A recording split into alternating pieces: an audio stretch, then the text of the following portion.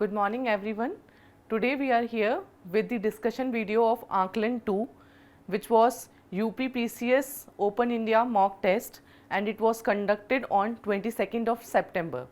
So today in this video I will be discussing the paper GS1, that is General Studies 1, and we will see the answers of all the questions, the probable explanations, and what are the possible chances of their coming in the examination. So let us start with the first question. Let us see the first question. Consider the following statements regarding the comparison between British monarch and Indian president. British monarchy and Indian presidentship के बीच में हमें एक comparison जो है वो देखना है यहाँ पे. The position of British monarch is hereditary, but the Indian president is elected. ये बिल्कुल सही बात है. हमें पता है कि ब्रिटिश में जो मोनार्की है वो हायरार्की में है, एंड इंडिया का जो प्रेसिडेंट होता है वो इनडायरेक्टली इलेक्टेड होता है. तो दिस स्टेटमेंट इज करेक्ट. अगर फर्स्ट करेक्ट है तो third can not be answer. आप पेपर को प्लीज़ एलिमिनेशन को लगाते हुए करिए, इससे आपके जो आंसर्स हैं उनकी एक्यूरेसी काफ़ी बढ़ जाएगी. Second is the Indian President lacks discretionary power but British monarch has the same. देखिए ये स्टेटमेंट गलत है. इंडियन प्रेसिडेंट के पास सिचुएशनल डिस्क्रिशनरी पावर है. No doubt constitutional discretionary power जो गवर्नर एंजॉय करता है वो इंडियन प्रेसिडेंट नहीं करता है, but certain discretionary power such as कि जब भी कोई एक पार्टी लार्जेस्ट मेजॉरिटी में नहीं है तो किसको उन्हें बुलाना है गवर्नमेंट फॉर्म करने के लिए, that is a situational discretion of president. तो हम ये नहीं कह सकते हैं कि Indian president discretionary power lack करता है. तो सेकंड विल बी रॉन्ग. तो हमारा आंसर हो जाएगा बी. एक बार थर्ड स्टेटमेंट भी देख लें. British king enjoys absolute immunity but the Indian president does not have such a facility. ये बात सही है. बिकॉज अगर कोई सिविल हो जाता है केसेस तो 2 मंथ का प्रायर इन्फॉर्म देके इंडियन प्रेसिडेंट पे केस चल सकता है. तो the correct answer will be 1 and 3 B. Next question पे चलते हैं हम. Now next question is, independence of judiciary has been taken from which country in the Indian constitution? Independence of judiciary. तो देखिए दो बात होती है. एक होती है इंटीग्रेटेड जुडिशरी और एक होती है इंडिपेंडेंट जुडिशरी. इंटीग्रेटेड जुडिशरी जो है वो ब्रिटेन के कॉन्स्टिट्यूशन से है और इंडिपेंडेंस जुडिशरी जो है वो अमेरिकन कॉन्स्टिट्यूशन से, राइट, कॉन्स्टिट्यूशन ऑफ यूएसए. तो इसका करेक्ट आंसर होगा C, American constitution. Third question is, which among the following were the members of drafting committee of the constituent assembly? इनमें से कौन कौन ड्राफ्टिंग कमिटी के मेंबर रहे हैं? अगर आपको पता हो इसमें तो बलदेव सिंह मिनिस्टर रहे हैं जो हमारी इंटरिम गवर्नमेंट बनी है, ना कि ड्राफ्टिंग कमिटी के मेंबर. अगर आप उनको 4 एलिमिनेट करें, and Anurag Narayan Sinha, he was also not the member of the drafting committee of the constituent assembly. तो थर्ड एंड फोर्थ को एलिमिनेट करने के बाद हमारा आंसर बनता है बी. ड्राफ्टिंग कमिटी, आपको पता होगा कि ड्राफ्टिंग कमिटी का चेयरमैन डॉक्टर BR अम्बेडकर थे, जिनके सुपरविजन में या जिनकी चेयरमैनशिप में हमारा कॉन्स्टिट्यूशन ड्राफ्ट हुआ था, जिसको ड्राफ्ट होने में 2 years 11 months and 13 days लगे थे. इस क्वेश्चन का करेक्ट आंसर होगा बी. नेक्स्ट क्वेश्चन की तरफ चलते हैं. Which of the following was not included in the proposal of Cripps mission? Cripps mission में के proposal में इसमें से क्या नहीं था? Constituent Assembly elected by the Indian people. ये चीज़ बोली गई थी कि इवेंचुअली कॉन्स्टिट्यूएंट असेंबली बनेगी जिसमें इंडियन पीपल होंगे. डोमिनियन स्टेटस टू इंडिया, या this was one of the provision, और इसीलिए इंडिया ने क्रिप्स मिशन को डिस्कार्ड भी किया था, बिकॉज डोमिनियन स्टेटस की मांग हमारी बहुत पहले थी नेहरू रिपोर्ट में. State are free to join or not join the Indian Union. One of the provision जिसके कारण कांग्रेस और मुस्लिम लीग दोनों ही क्रिप्स मिशन से सहमत नहीं थे was कि ये क्लॉज जहाँ पे कहा जा रहा था कि कोई भी स्टेट या प्रोविंस अगर सहमत नहीं है इंडियन यूनियन को ज्वाइन करने को तो वो अपना अलग रह सकते हैं.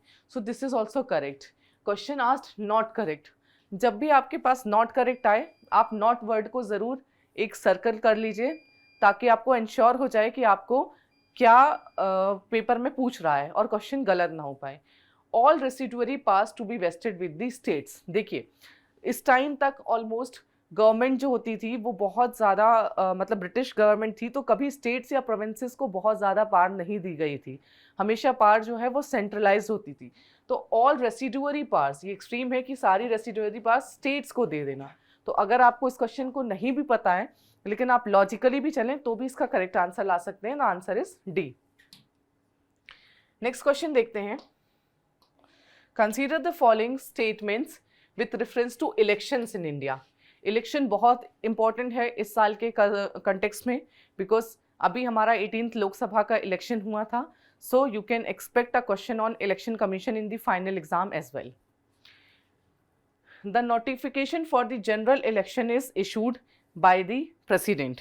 ठीक है, ये आपको पता है कि इलेक्शन का नोटिफिकेशन प्रेसिडेंट इशू करवाते हैं। Provisions related to the election commissions are mentioned in the article 326 of the constitution. No, it is article 324 of the constitution which mentions about the election commission. Chief election commissioner and the election commissioners are appointed by the president of India.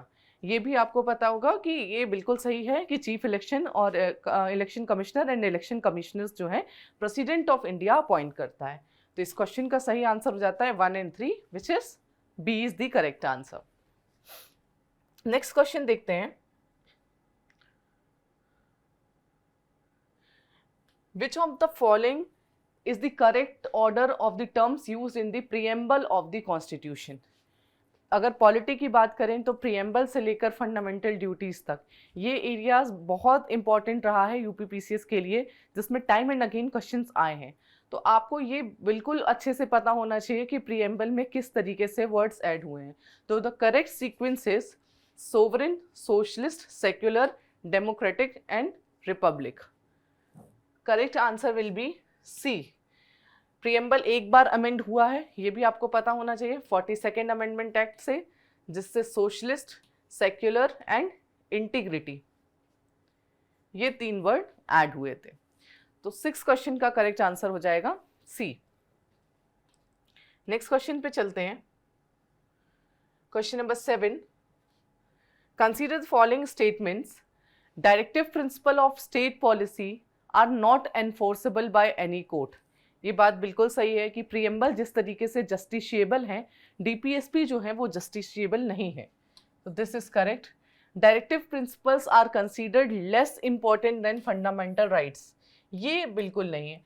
Even though fundamental rights justiciable हैं and DPSP justiciable नहीं है, but DPSP के लिए कहा गया है कि they are fundamental for the governance of the nation. हमारा नेशन किस तरीके से स्मूथली गवर्न करे, गुड गवर्नेंस के लिए डीपीएसपी बहुत इंपॉर्टेंट है। अगर फंडामेंटल राइट्स पॉलिटिकल इक्वालिटी को प्रमोट करते हैं तो डीपीएसपी सोशियो इकोनॉमिकल इक्वालिटी को प्रमोट करते हैं। इसलिए हम ये बिल्कुल नहीं कह सकते हैं कि they are less important, and hence the correct answer will be statement 1 is correct and statement 2 is not correct. C will be the correct answer. Next question पे चलते हैं। क्वेश्चन नंबर 8 पे चलते हैं। Which of the following is the correct order of creation of states in India?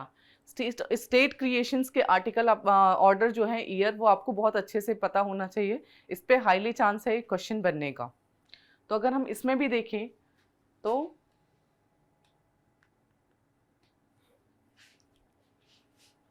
Nagaland was found in 1952, Haryana in 1966, Sikkim in 1975, Mizoram in 1986 and Uttarakhand in 2000। ये correct sequence है and hence D will be the correct answer. आपको ये सारे states का पता होना चाहिए। कई बार क्वेश्चन पूछ चुका है कि सिक्किम कौन से कॉन्स्टिट्यूशनल अमेंडमेंट एक्ट से आया है, तो ये कुछ इंपॉर्टेंट टॉपिक है जिसको आपको अच्छे से करना चाहिए।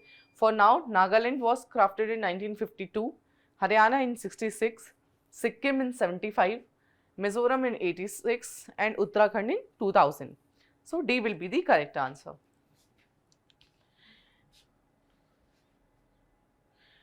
Now next question is, in how many ways a person can acquire Indian citizenship according to the Citizenship Act of 1955? Person कितने तरीके से अपनी citizenship ले सकता है? The correct answer is 5. C. by birth, by registration, by naturalization, by descent, and by incorporation of territory. ये 5 तरीके हैं जिससे एक सिटीजन जो है अपनी सिटीजनशिप एक्वायर कर सकता है. So 5 ways will be the correct answer, hence C is the correct answer. Next question पे चलते हैं. Which of the following statement about the function of Finance Commission as mandated by the Constitution आपको बताना है is incorrect. Incorrect पूछ रहा है यहाँ पे. It ensures the distribution of net proceeds of tax between union and state. बिल्कुल सही बात है. It advises the president on matters relating to the distribution of financial resources. President से को बिल्कुल बताते हैं कि financial resources कैसे distribute होना चाहिए. It recommends alteration to the constitution regarding financial matters. देखिए, finance commission no doubt एक constitutional body है under article 280, but finance commission एक रिकमेंडेटरी बॉडी है जिसकी इवन रिकमेंडेशंस बाइंडिंग नहीं है. और ये बहुत एक्सट्रीम स्टेटमेंट है कि इवन वो ऑल्ट्रेशन ऑफ कॉन्स्टिट्यूशन को की रिकमेंडेशन दे सकता है. So C will be the incorrect option. Next देख लेते हैं. It recommends measures needed to augment the consolidation fund of state. ये बिल्कुल सही बात है. फिनेंस कमीशन क्योंकि अभी 16th फिनेंस कमीशन बनाई भी गई है under the chairmanship of Panagariya, Arvind Panagariya, तो इसलिए फिनेंस कमीशन काफ़ी इंपॉर्टेंट हो जाती है इस बार एग्जाम के कॉन्टेक्स्ट में. नेक्स्ट क्वेश्चन देखते हैं हम. Question number 11. Which of the following statement accurately describes the provision related to proclamation of emergency under article 352. इसमें आपको एक्यूरेट स्टेटमेंट बताना है, राइट. द करेक्ट स्टेटमेंट कौन सी है? President can declare emergency only after receiving written recommendation from the parliament. ये गलत है. From the cabinet. 44th constitutional amendment के हिसाब से बोला गया था कि प्रेसिडेंट जो है नेशनल इमरजेंसी तभी लगा सकते हैं. अच्छा, इमरजेंसी अंडर आर्टिकल 352 मतलब नेशनल इमरजेंसी की बात हो रही है. तो कैबिनेट से रिटन रिकमेंडेशन होनी चाहिए, ना कि पार्लियामेंट से. Emergency declared under article 352 must be approved by the parliament within 2 months. No, it is within 1 month. A proclamation of emergency needs to be approved by special majority of each house of the parliament. ये सही है. Emergency under article 352 automatically suspends all the fundamental rights. ये गलत है. सारे के सारे fundamental rights नहीं जो हैं वो ख़त्म होते हैं. आपको पता होगा कि article 21 which is right to life, ये किसी भी कंडीशन में आपकी कोई भी इमरजेंसी लग जाए नहीं ख़त्म हो सकता है. So this is also the wrong statement और हमारा एक्यूरेट स्टेटमेंट है सी. सो 11 का C is the correct answer. Next question पे चलते हैं. Which of the following rights is included into right to life and which is not included under article 21 of the Indian Constitution. इसमें से कौन not included आपको बताना है. right to elementary education बिल्कुल है, article 21A लगा के. right to privacy Puttaswamy case से article 21 के अंदर है. right to free legal aid बिल्कुल article 21 के अंदर है. right to travel within the country ये गलत है. this is under article 19. 2 तरीके की फ्रीडम होती है when it context in the context of travel. Right to travel outside the country is under article 21 and right to travel within the country is under article 19. Here not correct for us, तो question 12 का answer हो जाता है D. Next question पे चलते हैं. Which of the following is not included in the fundamental duties of an Indian citizen under article 51A of the constitution. आपको बताना है कि इसमें से कौन सा प्रोविजन जो है वो फंडामेंटल ड्यूटीज में नहीं है. पहले तो आपको पता होना चाहिए कि फंडामेंटल ड्यूटीज जो हैं part 4A of the constitution में हैं. ओरिजिनल कॉन्स्टिट्यूशन फंडामेंटल ड्यूटीज को नहीं डिफाइन करता था. 42nd अमेंडमेंट एक्ट से on the recommendation of Swaran Singh commission fundamental duties को कॉन्स्टिट्यूशन में ऐड किया गया था। टू सेफगार्ड पब्लिक प्रॉपर्टी एक फंडामेंटल ड्यूटी है। To uphold and protect the sovereignty बिल्कुल फंडामेंटल ड्यूटी है। To provide early childhood care for children until the age of 6 ये गलत है, ये डीपीएसपी है। To protect and improve the natural environment ये जो है आपका फंडामेंटल ड्यूटी है। तो इसमें आपसे नॉट करेक्ट पूछा था, आंसर विल बी सी। 13 का आंसर सी होगा। नेक्स्ट क्वेश्चन पे चलते हैं। In which year anti defection law was passed. पहले तो आपको पता होना चाहिए कि एंटी डिफेक्शन कौन से कॉन्स्टिट्यूशनल अमेंडमेंट से एक्ट हुआ था, that is 52nd amendment act, और ये पास हुआ था 1985 में। एंटी डिफेक्शन एक्ट वो एक्ट है जिसके थ्रू आप किसी भी जो आपके इलेक्टेड रिप्रेजेंटेटिव्स हैं उनको डिस्क्वालीफाई किया जाता है। डिस्क्वालीफाई करने की जो पावर है वो हाउस के स्पीकर या चेयरमैन जो है उनके पास होती है, एंड उनकी रिकमेंडेशन इसमें फाइनल एंड बाइंडिंग होती है। However Kihoto Holohan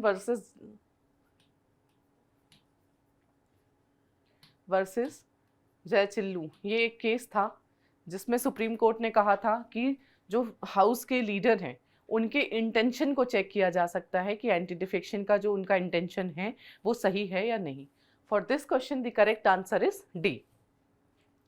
question number 15, which of the following qualifications are required to be the president of India. इसमें आपको पता होना चाहिए कि प्रेसिडेंट ऑफ इंडिया की क्या क्वालिफिकेशंस हैं। ही must be a citizen of India by birth ये गलत है। अगर आप अमेरिकन प्रेसिडेंट में देखें तो only condition is he must be a citizen of India by birth, but India में he can be a citizen by birth and also by naturalisation. ठीक है, तो ये गलत है। अगर आप फर्स्ट स्टेटमेंट को काट दें तो आपको ऑलरेडी आंसर मिल जाता है C. 2 and 3 is the correct answer. आप स्टेटमेंट पढ़ के भी देख लें। He must be of an age not less than 35 years बिल्कुल सही बात है। He must be qualified to contest election as a member of Lok Sabha ये भी सही बात है। तो 15 का करेक्ट आंसर हो जाएगा सी। नेक्स्ट क्वेश्चन पे चलते हैं।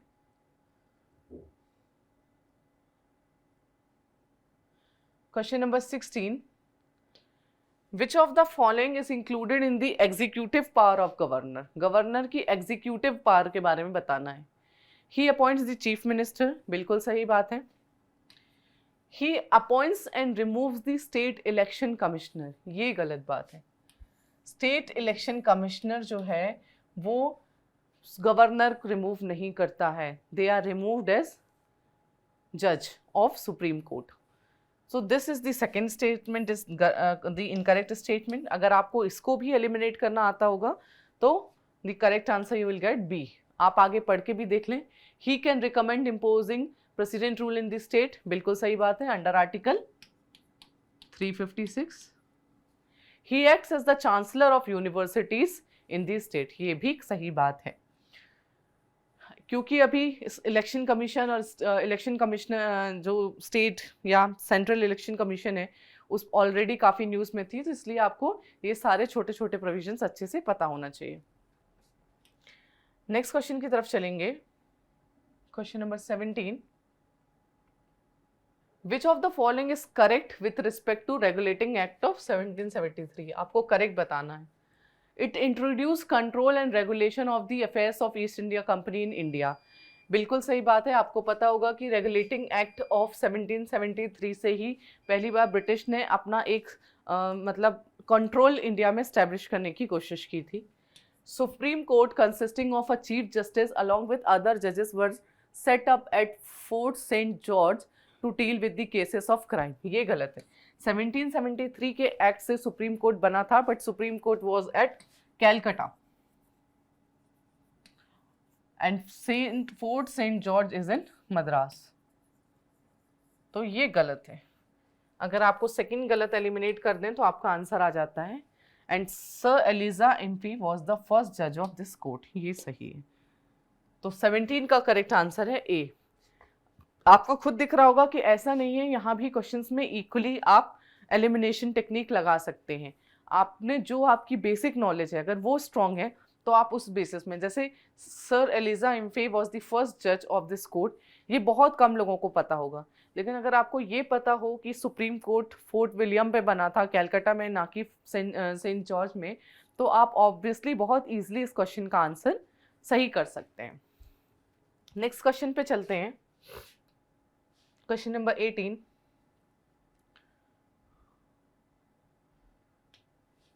क्वेश्चन नंबर 18 है match the list 1 with list 2, जहां पे एक साइड आपको स्टेट्स दिए हैं एंड एक side their number of seats in the Rajya Sabha. अगर आपको थोड़ा बहुत भी इसमें एक आइडिया हो तो आपको पता है कि इन सब में यूपी का बड़ा स्टेट है, तो उसकी पॉपुलेशन के हिसाब से, पॉपुलेशन वाइज, तो उस हिसाब से नंबर ऑफ सीट्स राज्यसभा की वहाँ सबसे ज़्यादा होंगी। एंड त्रिपुरा सबसे छोटा है, तो वहाँ पे सीट सबसे कम होंगी। अब अगर आपको बाकी दो नहीं भी पता है, लेकिन ये पता है कि एम का डेफिनेटली 1 होगा एंड डी का डेफिनेटली 2 होगा, तो ये हो गया, आपके एटलीस्ट 2 ऑप्शंस एलिमिनेट हो जाते हैं। उसके बाद आपको देखना है कि तमिलनाडु एंड वेस्ट बंगाल में किसका जो है वो पॉपुलर एरिया, मतलब सॉरी, कहाँ पे राज्यसभा के मेंबर सबसे ज़्यादा होंगे। तो तमिलनाडु में 18 है एंड वेस्ट बंगाल में 16 है। सो उस हिसाब से देखा जाए तो ए इज द करेक्ट आंसर। इस क्वेश्चन का आंसर ए होगा। नेक्स्ट क्वेश्चन पे चलते हैं, क्वेश्चन नंबर 19 पे चलते हैं। Which of the following can help in ensuring the independence of supreme court of India? इनमें से कौन से प्रोविजंस जो है वो हेल्प कर सकते हैं सुप्रीम कोर्ट की इंडिपेंडेंस को मेंटेन करने में? अपॉइंटमेंट ऑफ जजेस इन कंसल्टेशन विद कोलिजियम, बिल्कुल सही बात है। जब कोलिजियम में आप काफ़ी सारे और भी 4 जजेस से पूछा जाएगा तो एक इंडिपेंडेंस जो है वो कॉम्प्रोमाइज नहीं होगी। सैलरीज ऑफ जजेस not to be vary to their judgement, ये भी डिसएडवांटेज, ये भी सही बात है। द कंडक्ट ऑफ जजेस in the discharge of their duties not to be discussed by parliament, this is also correct. Retired judges to be prohibited from pleading or acting in any court, this is also correct. So the correct answer for this question is D, 1, 2, 3 and 4, all 4 are correct. Next question पे चलते हैं, which of the following is not included in the original jurisdiction of Supreme Court? आपको पता होगा supreme court की कई तरीके की जुरिस्डिक्शन होती हैं, original jurisdiction, exclusive original jurisdiction, appellate jurisdiction. यहाँ पे हमसे ओरिजिनल जुरिस्डिक्शन की बात की गई है, तो ओरिजिनल जुरिस्डिक्शन में कौन सी नॉट इंक्लूडेड है आपको वो बताना है। Dispute between the government of India and 1 or more states, ये होती है। सेंटर की स्टेट के साथ या सेंटर की कई स्टेट्स के साथ अगर इस तरीके की कोई डिस्प्यूट है तो that becomes the part of original jurisdiction of supreme court. Dispute between the government of India and any state on adjustment of expenses, अब देखिए एक्सपेंस को एडजस्ट करना, इस तरीके के इश्यूज जो हैं वो सुप्रीम कोर्ट का ओरिजिनल जुरिस्डिक्शन नहीं बनता स्टेट सेंटर के मैटर पे भी। This is the correct answer. आप बाकी देखिए, dispute between the government of India and any state or state on one side and 1 or more state on the other side, ये मैंने आपको बता ही चुका है। Dispute between 2 or more states if the dispute involves any question on which the existence or extent of a legal right depends. देखिए अगर law की बात आ जाए, अगर आपको ये क्वेश्चन नहीं भी पता है तब भी आपको पता होना चाहिए कि ये तीनों स्टेटमेंट्स जो हैं बहुत सेंसिबल साउंड कर रहे हैं, बट दिस की एडजस्टमेंट ऑफ एक्सपेंसेस ये बहुत ही वेग टाइप का एक स्टेटमेंट है, hence this is the wrong statement और आंसर है बी। अब हम नेक्स्ट क्वेश्चन पे चलते हैं। Which of the following qualifications are required to be become a district जज? जज ऑफ डिस्ट्रिक्ट कोर्ट के लिए आपको क्या क्वालिफिकेशंस हैं? He should not have already been into the service of central and state government. This is one of the condition. He should have been an advocate or pleader for not less than 10 years. It is not less than 10 years. It is not less than 7 years. ये गलत statement है, अगर आप उसको eliminate करें तो आपको already answer मिल जाता है। फिर भी हम थर्ड स्टेटमेंट देखते हैं। He should be recommended by the High Court for appointment. ये भी one of the condition है, तो इस क्वेश्चन का करेक्ट आंसर हो जाता है बी। नेक्स्ट क्वेश्चन पे चलते हैं, question number 22। A person belonging to which of the following category is eligible for free legal service in India? आपको पता होगा लोक अदालत जो हैं which are constituted under NALSA are being empowered to provide free legal service in India. उसमें कुछ लोग हैं जिनको फीस नहीं देनी होती है, फ्री सर्विसेज होते हैं. आपको बताना है इनमें से कौन कौन उसमें इंक्लूड होते हैं. Women and children, correct. Victims of party and human trafficking, correct. Industrial workmen, correct. People with an annual income of less than 1.5 lakh. Next question पे चलते हैं. Question number 22.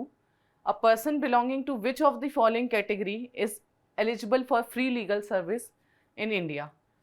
इसमें से आपको बताना है कि कौन कौन फ्री लीगल सर्विस के लिए एलिजिबल हैं. आपको पता होगा कि लोक अदालत which are constituted under NALSA Act has been empowered to provide free legal services in India. इसमें कौन कौन इंक्लूडेड है फ्री लीगल सर्विस के लिए? Are women and children, correct. Victims of party, beggars and human trafficking, बिल्कुल सही. Industrial workman, सही. People with annual income of less than 1.5 lakh, it is less than 1 lakh. तो ये गलत है, fourth. Hence the correct answer is A, 1, 2 and 3. Next question पे चलते हैं.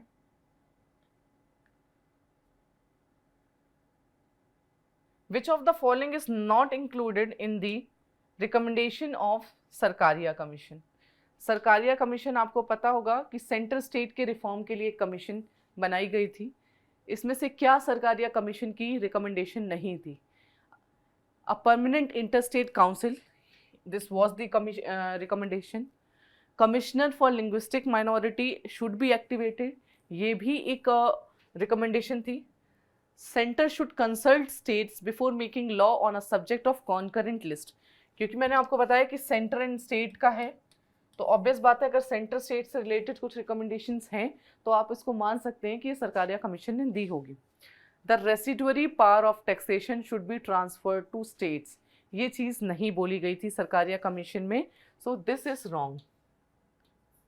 Hence, not correct आपसे पूछा था, तो D is the not correct option. Next question पे चलते हैं.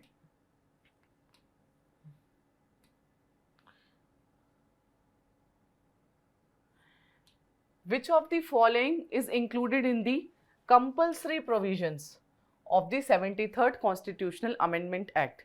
73rd Constitutional Amendment Act, which has provided constitutional status to Panchayati Raj institution, इसमें कुछ compulsory provisions थे and certain provisions were non-mandatory. हमसे compulsory पूछा हुआ है, तो इसमें 3-tier system for पंचायती राज, ये compulsory provision था. Direct election at all 3 level, this was also there. Reservation for seats of SC, ST and OBC, this was not there. It was only reservation for SC, ST and not OBC, compulsory में. तो third अगर आप eliminate करें तो आपको already answer आ जाता है A. अगर आप फोर्थ स्टेटमेंट पढ़ भी लें तो constitution of state finance commission every 5 year, state finance commission को बनाना, स्टेट इलेक्शन कमीशन को बनाना, ये सारे कंपलसरी प्रोविजंस में थे. On the other hand provisions such as taxation की power, these were not the compulsory provisions. Hence A is the correct answer. Next question है about the powers of election commission. Which of the following is not included in the power of election commission of India? क्या नहीं included है? To determine the territorial areas of electoral constituency, बिल्कुल election commission determine करता है कि किसकी एक electoral constituency या क्या क्षेत्र होगा. To appoint officers for inquiring into disputes relating to electoral arrangements. Electoral arrangement में कोई भी डिस्प्यूट्स हो या डिस्प्यूट्स ना हो, उसकी स्मूथ फंक्शनिंग के लिए ऑफिसर्स को अपॉइंट करना इलेक्शन कमीशन का काम है. Register and recognise the political parties, ये भी है. To deregister the political parties, ये पावर नहीं है. इसलिए जब भी हम इलेक्शन कमीशन के लिए मेंस के पर्सपेक्टिव से पढ़ते हैं, so this is one of the recommendation कि इलेक्शन कमीशन को डी रजिस्टर करने का भी पावर होना चाहिए. D is the correct answer. Next question है, which of the following are duties levied by union and collected and appropriated by states. ऐसी कौन सी ड्यूटीज या कर संघ है जिसको राज्यों द्वारा जिसको संघ द्वारा लगाया जाता है लेकिन राज्यों द्वारा एकत्रित और विनियोग किया जाता है। The correct answer is C, stamp duty and duties of excise on the medical and toilet preparations. This is the correct answer. Question number 26, answer is C. Next question पे जाते हैं। Question number 27, which of the following measures were adopted by Alauddin Khilji to ensure regular supply of cheap food grains? आपको पता होगा कि अलाउद्दीन खिलजी को market reforms के लिए या मार्केट रेगुलेशन के लिए जाना जाता है, और उस मार्केट को रिफॉर्म करने में उन्होंने क्या क्या स्टेप्स लिए थे। आपसे पूछ रहा है कि फूड ग्रेन्स को चीप तरीके से इंश्योर किया जा सके। Establishment of state controlled granaries, बिल्कुल सही बात है। Mandating registration of all the Banjaras were the traders. Revamping the revenue system, ये भी सही बात है। And harsh punishment for the violators, ये भी सही है। आपको यूपीपीसीएस में भी अगर इस तरीके के क्वेश्चंस मिले और आपको स्टेटमेंट्स इन जनरल लगे कि जो क्वेश्चन का कॉन्टेक्स्ट है उससे सही है, तो आप वहाँ पे डी ऑप्शन की तरफ जा सकते हैं। Here also the correct answer is D. Question number 28 देखते हैं। Which of the following statement is not correct again? Agra was founded by Sikandar Lodi in 1510. This is wrong. Agra was founded by Sikandar Lodi in 1504. तो यही इसका correct answer है। Next statements भी देख लें हम। The capital from Agra to Delhi was transferred during Shahjahan. Noorjahan before getting married to Jahangir was the wife of Sher Afghan who was a Persian adventurer, सही बात है। and none of the above हो नहीं सकता because the first is incorrect statement। तो question number 28 the answer is A। Next question पे चलते हैं। Question number 29। नेक्स्ट क्वेश्चन पे चलते हैं। Question number 29, match list 1 with list 2 and state the correct answer. एक साइड पे आपको फॉरेन ट्रेवलर्स हैं और दूसरे साइड पे कि किस किंग के कोर्ट में वो आए हैं, तो आपको मैन को मैच करना है। Al Masudi, he was under Indra 3। Then Domingo Paes, ये कृष्णदेव राया के समय आए थे। अब्दुल रज्जाक, ये देवराया 2 के अंदर आए थे। And Niccolo de Conti, he was under Devaraya 1। अगर आपको कुछ नहीं भी पता हो तो एटलीस्ट डोमिंगो पेस, कृष्णदेव राया, ये तो पता ही होता है। एंड अब्दुल रज़ाक ऑन देवराया 2, ये दो बहुत अच्छे से आपको पता होते हैं, आपने अगर एनसीईआरटीज़ को भी अच्छे से पढ़ा है। तो here the correct answer will be A. Next question number 30, during the reign of Bahmanis and Deccanis Afaqis were, Afaqi कौन होते थे? Correct answer is A, they were the type of amirs, amirs होते थे। So A will be the correct answer. अब हम next question की तरफ चलते हैं। क्वेश्चन नंबर 31, इसमें आपको लिस्ट 1 में पोस्ट इन मराठा एडमिनिस्ट्रेशन दी है एंड लिस्ट 2 में रिस्पॉन्सिबिलिटीज।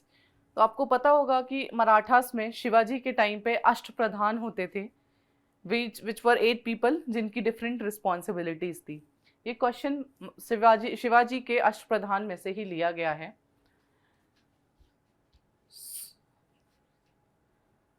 सुरनवीज कौन होते हैं? ए का होगा 2, overlooking the official correspondence. Then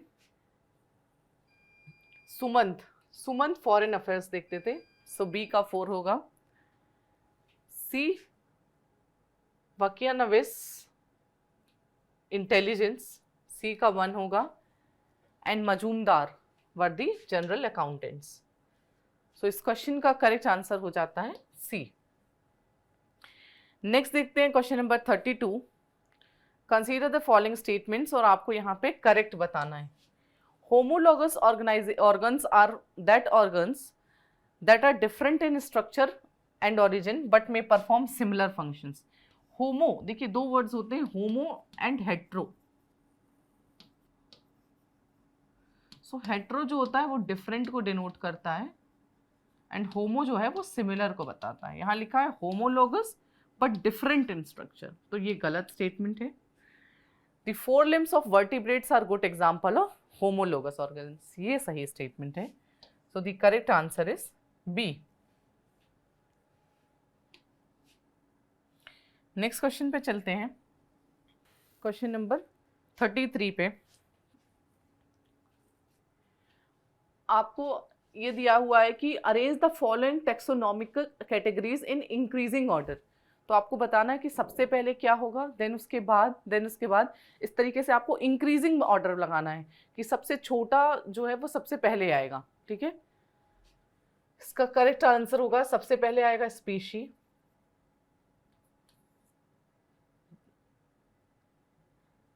then होगा family second, third will be order and fourth will be the class. So इसका करेक्ट आंसर हो जाएगा 33 का सी। 33 का C is the correct answer. Next question पे चलते हैं, question number 34।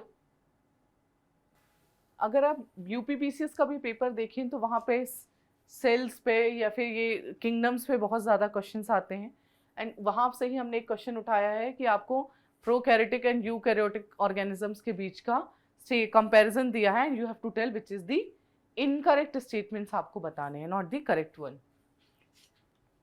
DNA of prokaryotic is linear but it is non-linear in case of eukaryotic। ये गलत स्टेटमेंट है बिकॉज प्रोकैरियोटिक्स का DNA जो है वो सर्कुलर होता है एंड यूकैरियोटिक्स का लीनियर, तो ये रॉन्ग स्टेटमेंट है। There is no cell wall in eukaryotic but it is always present in prokaryotic, ये सही है। Organelles are bound by membrane in prokaryotic but organelle membrane is absent in eukaryotic, ये reverse लिखा हुआ है, this statement is reversed, तो ये भी गलत स्टेटमेंट है। हमसे इनकरेक्ट पूछा हुआ था तो the correct answer will be B.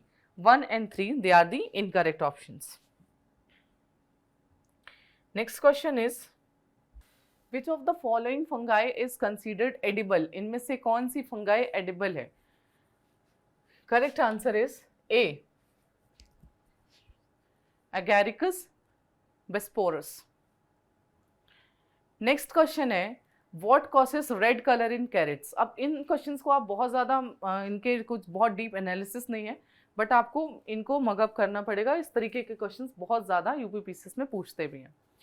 Correct answer is B, anthocyanin. Next question, question number 37। Which of the following diseases are caused by bacteria? इसमें करेक्ट आंसर होगा डी,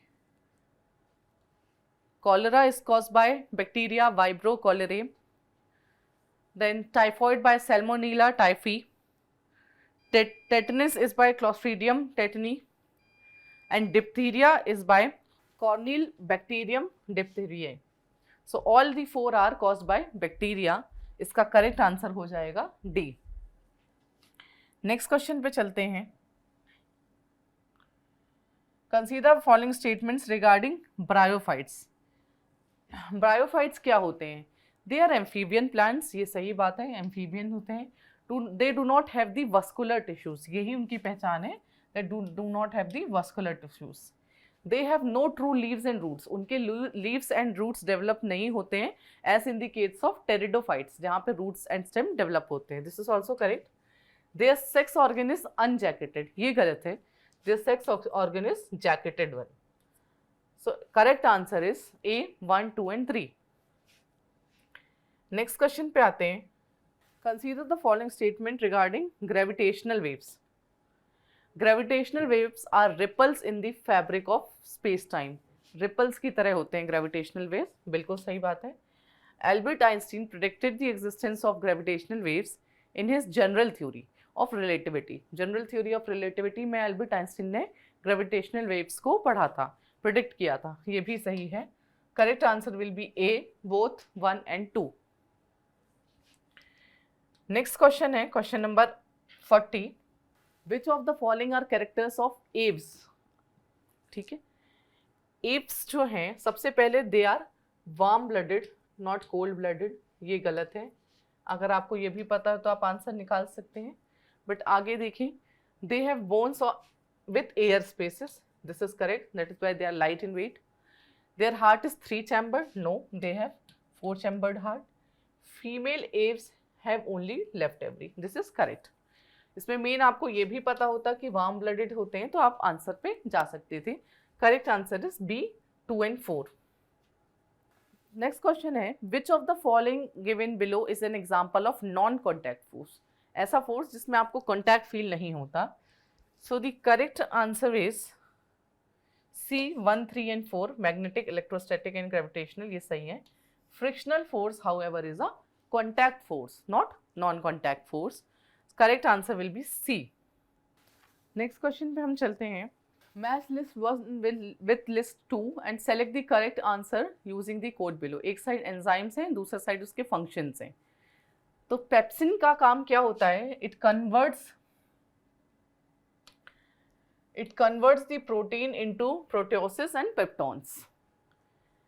एमाइलेज का काम होता है converts starch into maltose. Trypsin का काम होता है converts peptones into amino acid and lipase converts fat into fatty acid. आपको काफ़ी बार एंजाइम्स में से यूपीपीसीएस में क्वेश्चन देखने मिल जाएगा। 4 एंजाइम्स को एक मैच द फॉलोइंग में बनाने का इंटेंशन ही ये था कि आप बहुत सारे एंजाइम्स के बारे में जान सकें और उनके फंक्शंस को अच्छे से प्रिपेयर कर सकें। Here the correct answer will be C. Here the question is, second law of thermodynamics states that entropy of an isolated system increases over time। ये सही बात है। second law of thermodynamics यही कहता है energy within a closed system decreases with time। this is not what is actually there in the second law of thermodynamics। ये कहता है कि energy in the system disperse to different means, but ये नहीं कहा जाता है कि it is within a closed system it decreases with time। So this is not the correct explanation, hence the answer is statement 1 is correct and statement 2 is not correct and the correct answer is C। Next question पे चलते हैं, question number 44। एक side पे आपको shifting agriculture दिए हुए हैं और दूसरे साइड पे किस कंट्री में प्रैक्टिसेस को ये कहा जाता है, ये हम मैच द फॉलोइंग में देखेंगे। Milpa is in Mexico and central America. Conoque is in Venezuela, Roca is in Brazil, and Masole is in Congo and Central Africa. So the correct answer will be C। Next question पे आते हैं, question number 45। While catching a fast bowling cricket ball, a fielder moves his hand backwards। तो जब भी एक ball को catch करने की कोशिश करता है फील्डर, तो आप देखेंगे कि वो डायरेक्ट कैच नहीं करता, बट वो टाइम जो है इंक्रीज करता है अपने हैंड को बैकवर्ड मूव करके। The reason is fielder increases the time duration in which the momentum of ball becomes 0। तो मोमेंटम 0 हो जाए उसका टाइम को वो इंक्रीज करता है। Correct, this is correct reason. तो correct answer will be both statement 1 and 2 are correct and statement 1 is the correct explanation of statement 2। Sorry, statement 2 is the correct explanation of statement 1। Next question देखेंगे हम, question number 46। If you have a concave mirror, आपके पास एक concave mirror है and you want to get an image of an object placed at the infinity, then what kind of image will be formed। तो आपको इसमें से बताना है किस तरीके की image. and object is placed at the infinity, object infinity से आ रहा है तो इमेज कहाँ बनेगी। आपको पता है कॉन्केव में डिस्पर्स हो जाती हैं, तो the rays will go this way और इमेज बाद में पीछे आके एट फोकस बनेगी। So the correct answer will be at focus. Next question देखते हैं। Formation of rainbow includes which of the following phenomena. इसमें से किस किस फिनोमिना से रेनबो का फॉर्मेशन एसोसिएटेड है। Reflection, refraction and dispersion, all the 3 are correct। So the 47, the correct answer is D। Next question पे आते हैं, question number 48। Next question number 48, एक साइड आपके पास नेम ऑफ रिसर्च इंस्टीट्यूट्स हैं एंड दूसरी तरफ हैं कि which place they are being located. ये आपको मैच करना है। here Central Electronics Engineering Research Institute, CEERI, it is in Pilani, A का 4. Central Institute of Medicinal and Aromatic Plants, it is in Lucknow, B का 1. Central Leather Research Institute, this is in Chennai, C का 2. And fourth is Central Scientific Instrument Organization, this is in Chandigarh, D का 3. Hence C will be the correct answer for question number 48. Next देखेंगे question number 49. Consider the following statement regarding the electric fuse used in the home for safety. आपको पता है कि home में हमेशा हमारे पास एक इलेक्ट्रिक फ्यूज होता है जो इलेक्ट्रिक मीटर में होता है, जो कि वोल्टेज वगैरह रेगुलेट करता है एंड शॉर्ट सर्किट बचाता है. इसके बारे में हमें करेक्ट ऑप्शंस बताने हैं. It is made of an alloy of copper and tin, बिल्कुल सही बात है. It has low melting point, ये भी सही बात है. It has lower resistance than electric wire, this is the wrong statement. It has higher resistance and it is connected to the main source in the series, ये सही है. तो correct answer will be 1, 2 and 4. Answer is C. 49 का the correct answer is C. 50 is arrange the following material in ascending order of the sound in them. आपको बताना है sound कैसे travel कर रही है. तो सबसे कम साउंड होगी वाटर पे, then will be silver, then will be glass and last will be steel. So 1 से स्टार्ट होगा एंड 4 से खत्म होगा. We have 2 options. Second number is silver, so water 1, 3. This is the D is the correct answer in question number 50. With reference to mRNA, that is messenger ribonucleic acid, consider the following statements. mRNA is produced, अच्छा हमें बताना क्या है, how many of the statement given are correct. Okay, so you have to tell the number of statements that are correct. mRNA is produced from a DNA template during the process of translation. देखिए mRNA जो है basically एक single stranded RNA है जो कि protein synthesis करता है. mRNA is produced from a DNA template during the process of transcription, not translation. Transcription की प्रोसेस होती है ये. So first statement is wrong. The role of mRNA is to carry protein information from the DNA located in the cell nucleus to the cytoplasm of the cell. यही मैंने आपको बताया कि एक प्रोटीन की सिंथेसिस करता है mRNA. तो ये करेक्ट स्टेटमेंट है. mRNA vaccines work by introducing a piece of mRNA that matches a viral protein, usually a small piece of protein found in the outer membrane of the virus. ये सही बात है कि basically क्या होता है कि वायरल प्रोटीन से एक पीस ऑफ mRNA लगा दिया जाता है एंड वहाँ पे एक प्रोटीन का फॉर्मेशन होता है. This is how the mRNA vaccines are developed. So this is the correct statement. So here the number of correct statements are 2. Hence for the question 51 the answer is B. Next question पे चलते हैं. In the case of maglev bullet train, there is lack of friction due to. maglev bullet train में friction क्यों नहीं होता? They are also called as basically floating trains. And due to magnetic leviation, वहाँ पे friction नहीं होता है. Then because the magnets जो है वो एक दूसरे को से opposite रहते हैं तो attract करने की जगह repulse करते हैं. So magnet have repulsive behavior here and that is the reason वहाँ पे friction नहीं होता है. तो maglev bullet trains जो हैं that lacks friction due to magnetic leviation. A is the correct answer. Next question पे चलते हैं. Which of the following shows the characteristics of gases? Gases की characteristics इसमें से क्या क्या है?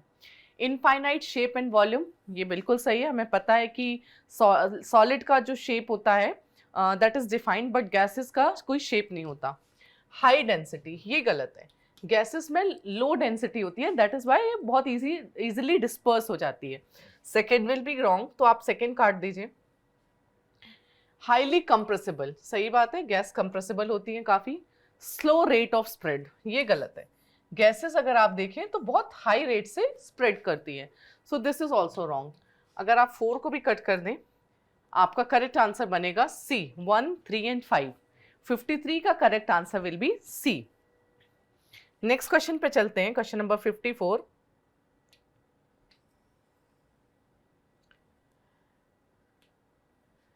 Consider the following statements regarding tuberculosis. TB आपको पता होगा, it's caused by bacteria which is called as mycobacterium tuberculosis.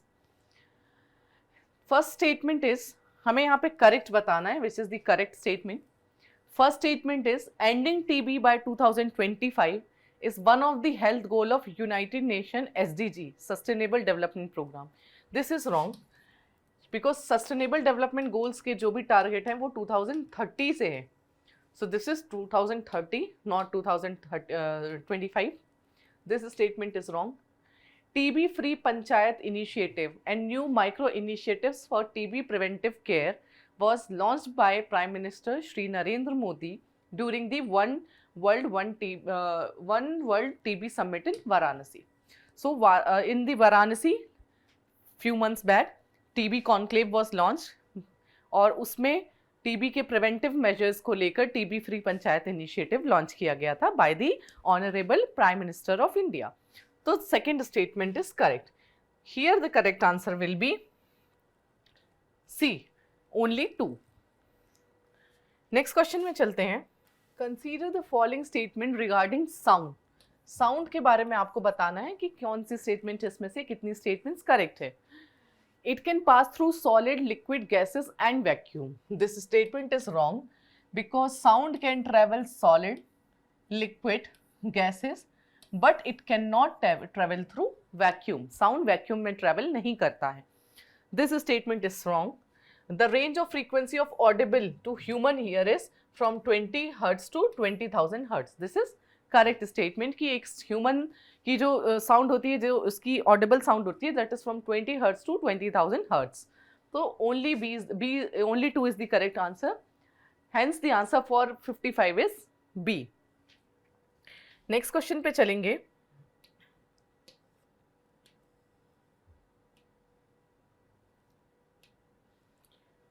Question number 56 को देखेंगे हम. Consider the following statement regarding the melting point.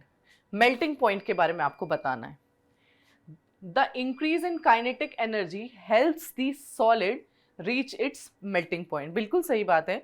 Kinetic energy जब increase होती है, that helps a solid element to reach its melting point.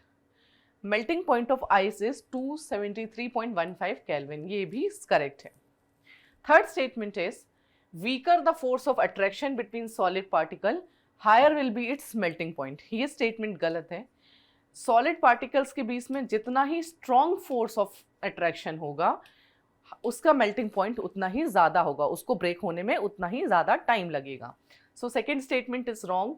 1, 2 is correct. So correct answer will be A. A is the correct answer in this question. Next question पे आते हैं. In one side you have certain acids and in the other side in which element or in which compound it is found. अगर आपको इस तरीके के questions में सब सारे नहीं भी पता हो, तो जो सबसे पहले आपको श्योर शॉर्ट पता है उनसे मैच करना स्टार्ट करना चाहिए, because there is a probability to reach the answer accurately. यहाँ अगर आप देखिए तो carbonic acid, everybody knows that it is present in all the soft drinks and Coca Cola and everything. तो आप सॉफ्ट ड्रिंक से मैच करिए. D will be 3. अब देखिए आपके पास 2 ऑप्शंस तो वैसे भी एलिमिनेट हो गए कि these can not be the answer. उसके बाद ascorbic acid is found in lemon. This is also known by everyone. तो ए का अगर 2 करें एंड डी का 3, so you will be left with only 1 option, A, which is the right. अब आप बाकी दोनों मैच करके देख लीजिए कि tannic acid is present in T and hydrochloric acid is a gastric juice. ये भी हमें पता है कि पेट में भी हम देखते हैं कि this is always said that the HCl is present, so it's a kind of gastric juice. So the correct answer for this question will be A. Next question पे चलते हैं. एक साइड पे आपको बुक्स दी है, math list 1 with list 2. One side you have certain books and the other side you have the list of authors. So here Brihad Samhita is written by Varamihir. Okay. अच्छा, आप एक चीज और देखिए कि this is ब्रह्म सिद्धांत and it is written by Brahmagupta. तो कई बार आप पेपर, जब आपके पास ओरिजिनल पेपर भी आता है, आप कोशिश करिए इस तरीके की चीज़ें आइडेंटिफाई करने में। कई बार जो क्वेश्चन का साइड होता है वहाँ पे भी आंसर के लिए कुछ हिंट्स होते हैं, तो ये भी पता है तो आप सी को 4 से मैच कर सकते हैं। सी को 4 से मैच करने में you will be already left with 2 options, and Brihat Samhita by Varahamihira is known by most of us. A का 2, so the correct answer will be C. B का हो जाएगा न्याय अवतार बाय सिद्धसेना, एंड सूर्य सिद्धांत is famous book written by Aryabhatta. So for the question number 58, the correct answer is C. Next question की तरफ जाएंगे। Which of the following was witnessed in Harappan civilization? इसमें से हमें क्या क्या हरप्पन सिविलाइजेशन में देखने मिलता है? ठीक है, प्लान्ड अर्बन लेआउट, ये बिल्कुल सही बात है। हरप्पन सिविलाइजेशन को हम फर्स्ट अर्बनाइजेशन भी की तरह जानते हैं, रीजन बीइंग कि काफ़ी प्लान्ड अर्बन डेवलपमेंट था, अर्बन प्लानिंग थी।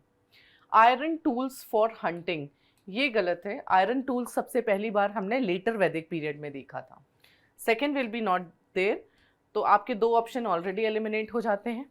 Then dockyard for foreign trade, बिल्कुल सही बात है।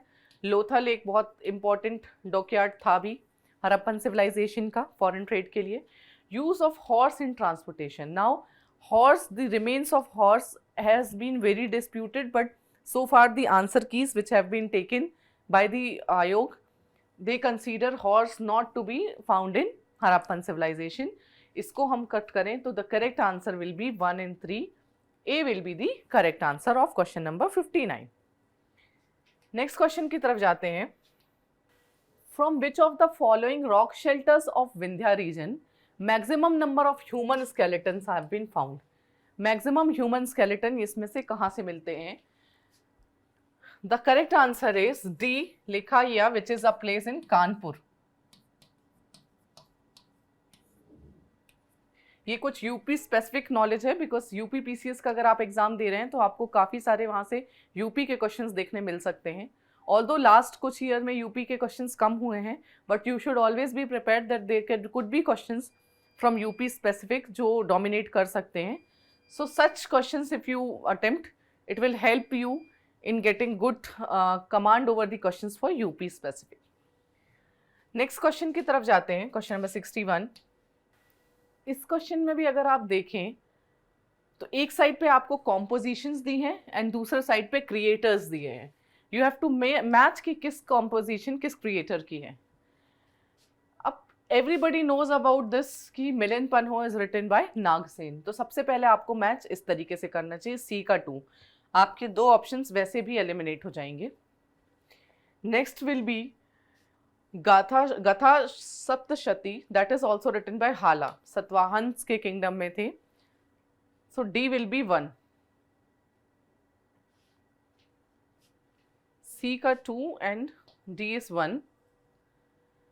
स्वप्न Vasava Datta, this is written by Bhasa, B का 3 एंड ए का it will be 4। So D will be the correct answer for the 61 question number. D is the correct answer. So match the following में हमेशा आप इसी तरीके से ट्राई करिए कि नॉट फ्रॉम द फर्स्ट, आपको जो सबसे पहले पता है आप उनको अप्रोच करिए, तो आपके ऑप्शंस में एटलीस्ट 2 ऑप्शन एलिमिनेट हो जाते हैं। एंड अगर आप 2 ऑप्शन एलिमिनेट कर पा रहे हैं तो आपको ज़रूर थोड़ा सा उसको लॉजिक बेस्ड अटेम्प्ट देना चाहिए। नेक्स्ट क्वेश्चन पे चलते हैं, question number 62। Consider the following statement regarding classical languages in India. India की क्लासिकल लैंग्वेजेस के बारे में है। A language that has an early textual recorded history spanning a period of 1502 to 2000 year is considered as classical language. एक language जिसके पास 1500 से 2000 साल का एक स्पैन हो, उसे हम क्लासिकल लैंग्वेज कहते हैं। ये बिल्कुल सही बात है। Sanskrit was the first language which received the status of classical language. Now this statement is wrong. Tamil is the first language जिसको 2004 में पहली बार classical language का दर्जा दिया गया था। संस्कृत को 2005 में classical language का दर्जा मिला है। एंड ये क्वेश्चन रखने का रीज़न भी ये था कि रिसेंटली पर्शियन को क्लासिकल लैंग्वेज इंक्लूड करने की बात की जा रही है, तो एक आपको रफ आइडिया होना चाहिए। तो here first statement is correct, second is wrong, correct answer will be A. Next question में आते हैं, which place in Uttar Pradesh was known as Mahodaya? Mahodaya किस प्लेस को कहा जाता था? Correct answer is A, Kannauj. Kannauj in the earlier time was called as Mahodaya. Next आते हैं क्वेश्चन नंबर 64 की तरफ. Which of the following is true regarding the philosophy of Jainism? Jainism के बारे में आपको बताना है. True. It does not recognize the existence of God. Now this statement is wrong because Jainism recognized the existence of God but lower to Jina. On the other hand, Buddhism में God का recognition नहीं था, but Jain में जिना के नीचे God को recognition दिया गया है. First statement को अगर आप गलत करें, you will be already left with two other options. Now Jainism, it believed in Varna system and it abhors violence in any form. Ahimsa इनका वन ऑफ द फीचर है और बहुत स्ट्रॉन्ग लेवल पे वायलेंस को एब्जॉर्ब करने की बात करते थे. Correct answer will be C, 2 and 3. Now question number 65. In which of the following inscription did Ashoka use his name? Ashoka नाम बहुत कम जगह, कम इंस्क्रिप्शंस में ही यूज है, तो हमें पता होना चाहिए कि इसमें से कौन से इंस्क्रिप्शंस हैं जिसमें अशोका ने क्लियर नाम मेंशन किया हुआ है. करेक्ट आंसर इज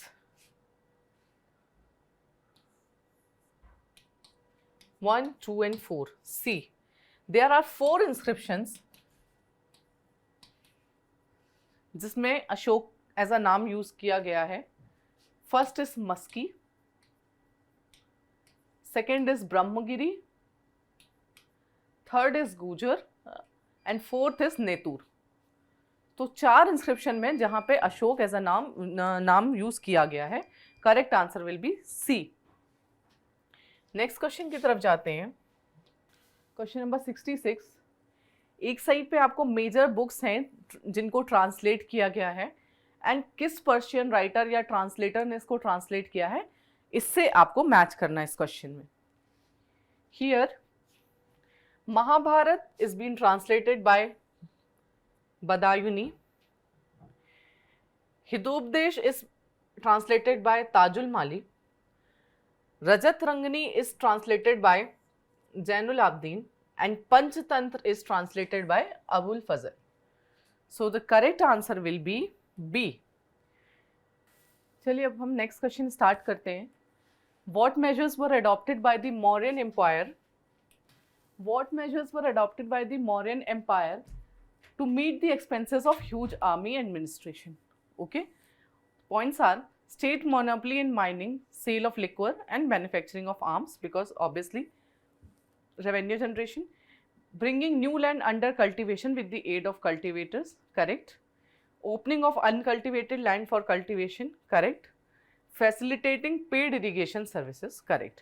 तो हर जगह से पैसा जो है रेवेन्यू इंक्रीज करने के ऑप्शंस देखे जा रहे थे सच दैट आर्मी के एक्सपेंसेस को मैनेज किया जाए. Correct answer will be D, 1, 2, 3 and 4. D is the correct answer. Next question की तरफ चलते हैं.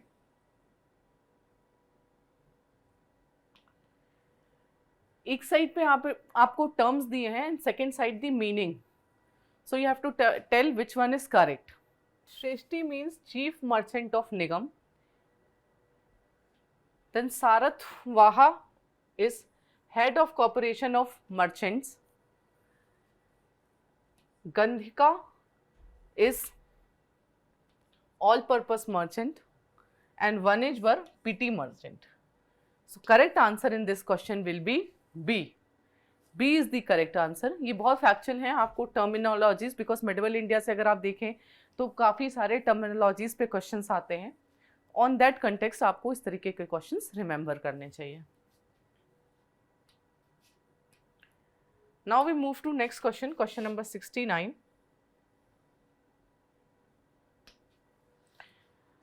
Question number 69 is about which Sultanate ruler first systematically used war elephants in battle against Mongols? Correct answer is Alauddin Khilji. Alauddin Khilji used the elephants in the war first time in the systematic matter for the war with Mongols. C is the correct answer. Next is question number 70. Question number 70 is chronological order, which is also one of the very favorite topic of UPPCS. Here HSRA was constituted in 1928. पहले HRA हुआ करती थी 24, जिसके बाद उसमें socialist feature add करके 1928 में HSRA बनाई गई थी. Kakori conspiracy is of 1925 and Sonder was also assassinated in 1928 but in December. तो अगर इस हिसाब से देखा जाए तो सबसे पहले will be 2, then 3, then 1 and 4. C is the correct answer. इस क्वेश्चन का आंसर होगा C. नेक्स्ट क्वेश्चन की तरफ चलते हैं. Correct statement with reference to Indian media. आपको बताना है. अच्छा, which of the statement given are not correct आपको बताना है. The gagging act passed in 1878 was directed towards Indian owned newspaper. ये गलत है. It was about the vernacular newspapers, because vernacular जो सिर्फ और सिर्फ इंडिया की लैंग्वेजेस में हों, those papers were targeted. So this is not correct. Post 1857, the environment of Indian media grew polarized with English-owned newspaper generally sided with government and Indian-owned newspaper generally taking anti-government stance. So 1857 के बाद ये चीज़ देखी गई थी कि कई सारे English newspapers जो हैं वो इंडिया का साइड ले रहे थे और बहुत से इंडियन न्यूज़पेपर जो हैं वो जनरली एंटी गवर्नमेंट इंस्टेंसेस जो हैं वो दिखा रहे थे, बिकॉज वहाँ से एक कहीं ना कहीं लोगों पे एक नेशनल अवेकनिंग हो गई थी. So this statement is correct. Third is hurt by the vernacular press act of 1878, Amrit Bazar Patrika which was initially started as pro government newspaper turned into a nationalist newspaper. ये स्टेटमेंट गलत है, बिकॉज अमृत बाजार पत्रिका कभी भी as a pro government magazine नहीं start हुई थी. That started only as a nationalist newspaper. So here two statements are wrong and it was asked not correct. So correct answer will be 1 and 3. B is the correct answer. Next question पे चलेंगे. Match करना है हमें list 1 with list 2. First Anglo-Mysore War ended with Treaty of Madras. A will be 2. Second Anglo-Mysore War ended with Treaty of Mangalore. B का 3. Third Anglo War ended with Treaty of Srirangapatnam. And fourth Anglo-Mysore War led to death of Tipu Sultan. So the correct order will be D. Next question देखते हैं. Which river was known Devitama or Naditama during the Rigvedic period? So during the Rigvedic period, Saraswati river was called as Naditama or Devitama. Correct answer is A. अब हम question number 74 देखेंगे. He was determined to break the priestly monopoly of scriptural knowledge, and for this he opened Sanskrit college to break the self-imposed isolation of Sanskritic learning. ये statement किस personality के बारे में है? The correct answer is Ishwar Chand Vidyasagar. Ishwar Chand Vidyasagar was one of the social reformer, a pioneer social reformer, जिसने child marriage, polygamy, women widow remarriage, इस तरह और संस्कृत कॉलेज की ओपनिंग, इन सब चीज़ों के लिए बहुत ज़्यादा काम किया है. जहाँ पे for in context of the Sanskrit college priestly monopoly को ब्रेक करने के लिए ईश्वर चंद विद्यासागर ओपन संस्कृत कॉलेज, जहाँ पे संस्कृत लर्निंग वो सबको अवेलेबल करा सके. Correct answer here is B. Next question है, which of the following statement is not correct with reference to Simon Commission? Simon Commission was appointed 2 years earlier by the then conservative government of Britain. It is correct statement. Simon Commission usually 1919 के act में कहा गया था कि there will be a commission which will also look after the progresses made by the country. इसे 29 में बनना चाहिए था, but 2 years early बना दी गई थी. Correct statement. Simon Commission constituted under the chairman of Sir John Simon had 8 members. This is wrong. It had 7 members. UPPCS में इस तरीके के factual questions आपको देखने मिल सकते हैं. Hence, you need to be prepared for such questions. In the Congress session held in Madras, a decision was taken to completely boycott the Simon Commission. ये भी सही है. Madras session under M.A. Ansari was this session was chaired by M.A. Ansari, and इस Simon Commission को completely boycott करने का reason था कि this commission was made for the reforms of India, but there was no Indian member in the commission, in the 7 members commission. तो ये बिल्कुल सही है. Muslim League led by Muhammad Shafi, Justice Party and Unionist Party in Punjab did not oppose it. Yes, ये 3 ऐसे organisation थे. Muslim League led by Mohammad Shafi segment, Justice Party and Unionist Party in Punjab, जिनने Simon commission का विरोध नहीं किया. So here the correct answer is B. We had to tell which one is incorrect. Next question है, I will raise a movement bigger than the Congress using the sand of the country. मैं देश की रेत का उपयोग करके कांग्रेस को एक बड़ा आंदोलन खड़ा करूंगा. This statement was given by Gandhi ji during which movement? So during quit India movement Gandhi ji said कि एक मतलब here the meaning of sand was कि छोटे छोटे तिनका सबको जोड़ के इकट्ठा करके एक मास मूवमेंट क्रिएट करना. And that was his statement during quit India movement, जहाँ जो एक डू एंड डाई के सिचुएशन के स्लोगन के साथ मूवमेंट लाया गया था. And that is why he wanted कि इसे बहुत बड़ा एक मास मूवमेंट बनाया जा सके to finally overthrow the British government out from India. Correct answer is B. Next question पे आते हैं. A committee was formed by the Congress under the chairmanship of Madan Mohan Malviya to investigate Jallianwala Bagh massacre. Which among the following were included in its member? So Jallianwala Bagh को side करते हुए एक committee बनाई गई थी जिसको मदन मोहन मालवीय जी ने चेयर किया था. इसमें से Lajpat Rai was not the member of that committee. Others, ML Nehru, CR Das and Mahatma Gandhi were the members. So the correct answer in this question will be 1, 2, 4. C is the correct answer. Now we come to next question. Consider the following institutions and chronological order पे हमें arrange करना है on the year of their establishment. So here it will be Indian Association was established in 1876 by Surendranath Banerjee. Landholders Society was established in 1838 by Dwarkanath Tagore.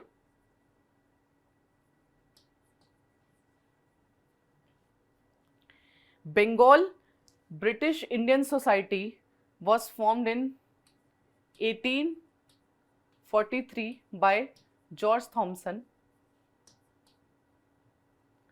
and Indian League was formed in 1875 by Sisir Ghosh. So first will be Landholder Society, then Bengal British Indian Society, then Indian League, then Indian Association. 2, 3, 4, 1. C is the correct answer in this question. सबसे पहले Indian association बनी थी 1876 में SN Banerjee से. Land society सबसे पहले land holder society बनी है 1838 में द्वारकानाथ टैगोर द्वारा. उसके बाद बंगाल ब्रिटिश इंडिया सोसाइटी 1843 में. देन कम्स इंडियन लीग 1875 में, और आखिरी में इंडियन एसोसिएशन 1876 में SN बनर्जी के द्वारा. अब हम नेक्स्ट क्वेश्चन देखते हैं. Question number 80. The Ilbert bill empowered. Ilbert bill आपको पता होगा लॉर्ड रिपन के टाइम पे आया था, एंड इसके पास ना होने के ही रीज़न से लॉर्ड रिपन ने रिज़ाइन भी किया था. तो Ilbert bill basically empowered Indian जजेस टू ट्राई यूरोपियंस, और इसीलिए इसका काफ़ी प्रोटेस्ट हो गया था because the Europeans didn't want कि इंडियंस उनको ट्राई करें. So Ilbert bill was related to Indian judges trying the Europeans. Next question, question number 81. Consider the following statements. Gandhiji was awarded the title of Kesar-e-Hind by the British government in 1917. नहीं, in 1915. After the World War I, जब World War I ख़त्म हुआ था और Indians ने काफ़ी ज़्यादा British Indian army का सपोर्ट किया था, तो on that context Gandhi ji को केसर-ए-हिंद दिया गया था 1915 में. Gandhi ji established Sabarmati Ashram near Sabarmati river which aim to promote constructive work among the masses. ये बिल्कुल सही है. हमें पता है गांधी जी जो हैं स्ट्रगल, ट्रू स्ट्रगल पे बिलीव करते थे, जहाँ एक रिवॉल्ट के बाद सेकेंड टाइम जो ट्रूज होता था फेस, उसमें वो मासेस की अवेकनिंग के लिए और मासेस को प्रिपेयर करने के लिए कंस्ट्रक्टिव वर्क को यहाँ पे प्रमोट करते थे. सेकेंड इज द करेक्ट है एंड 81 का आंसर हो गया B. Next question, question number 82. Which of the following amendments to Nehru report was propose by Jinnah. Now we know that in 1928 Nehru report was presented by ML Nehru and उसमें काफ़ी सारी recommendations थी. However Muslim League उसको accept नहीं कर रहा था. रीज़न साइटेड बाय जिन्ना, उनने एक 14 पॉइंट प्रोग्राम दिया था जिनमें कुछ रिकमेंडेशंस थी. For example 1/3 representation to Muslims in the central legislature, ये बिल्कुल सही है. Reservation to Muslims in Bengal, Punjab and Sindh, सही है on the basis of their population.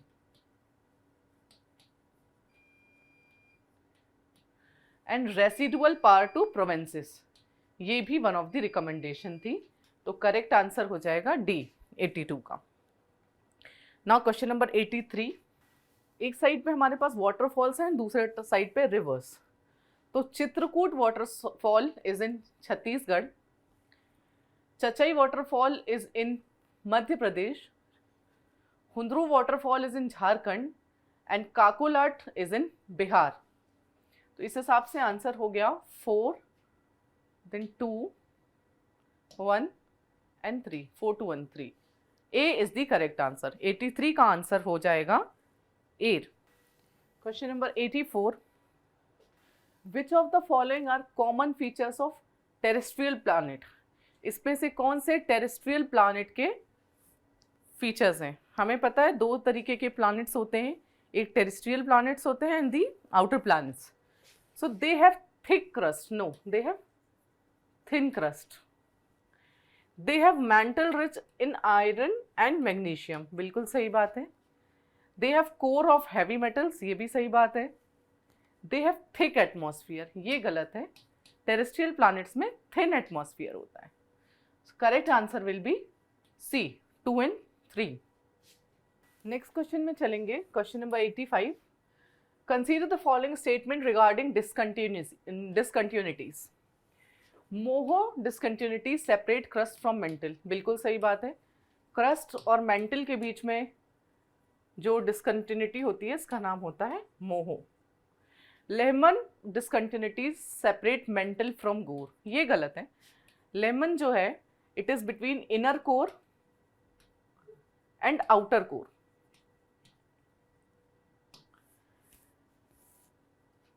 Mental and core को जो सेपरेट करती है continuity, it is called as Gutenberg.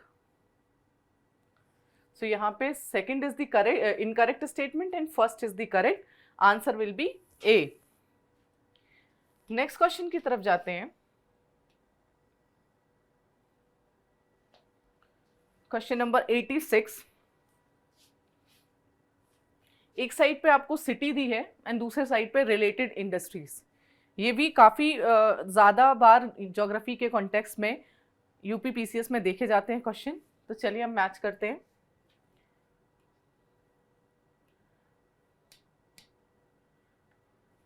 Detroit, it is famous for automobile.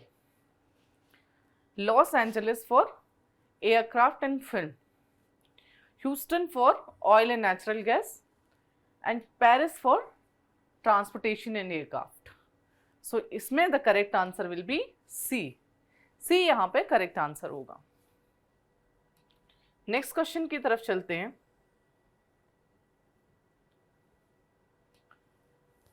Question number 87,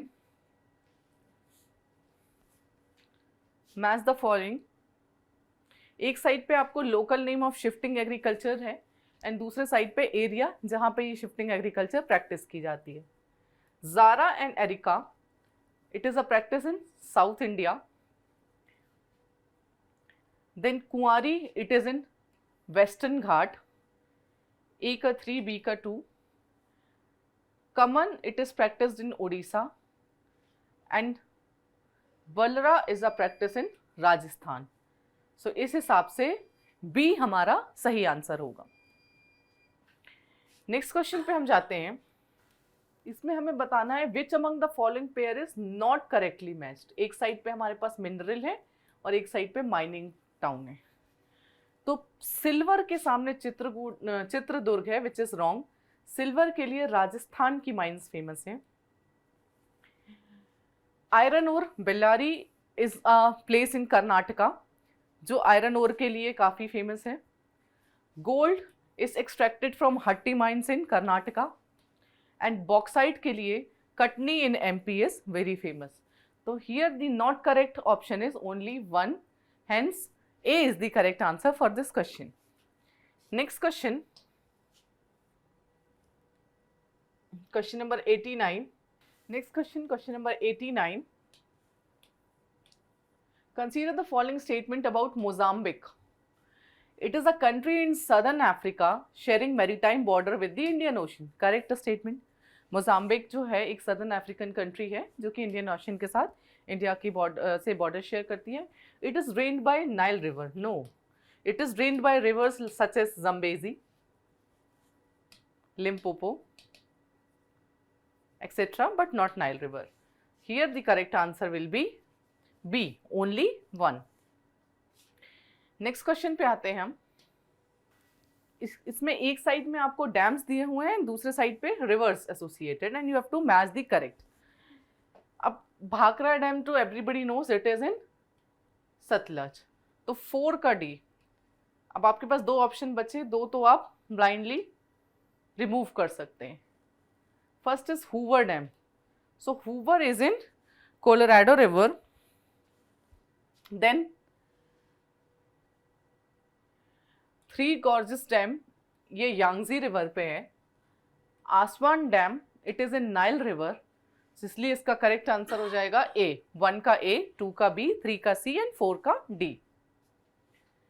next question is question number 91. Next question is question number 91. Which of the following are correctly matched? One side you have tribe and दूसरे side में आपको states हैं। तो खरिया tribe is इन ओडिशा, बिल्कुल सही। Then Garasia tribe, it is not in UP. Garasia tribe Rajasthan में मिलती है। Yanadi, Yanadi tribe is in Andhra, Andhra में पाई जाती है, ना कि राजस्थान में। एंड पलियान ट्राइब, ये सही है कि तमिलनाडु। तो इस क्वेश्चन का सही आंसर हो जाएगा बी, 1 एंड 4। नेक्स्ट क्वेश्चन पे आते हैं।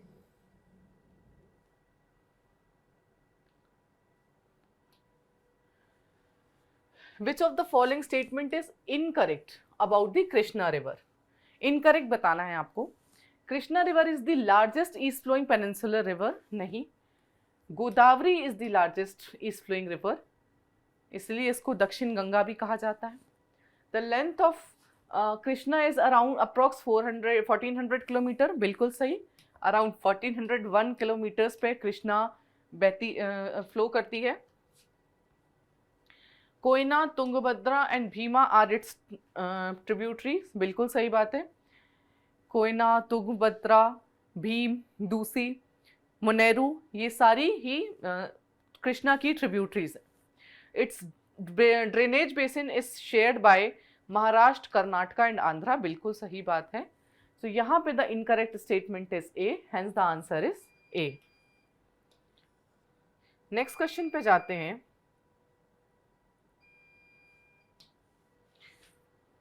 Question number 93।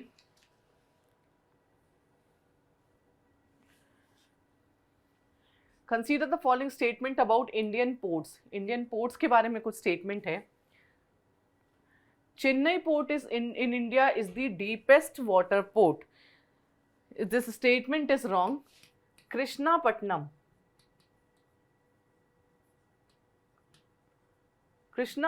पोर्ट इंडिया का डीपेस्ट वाटर पोर्ट है।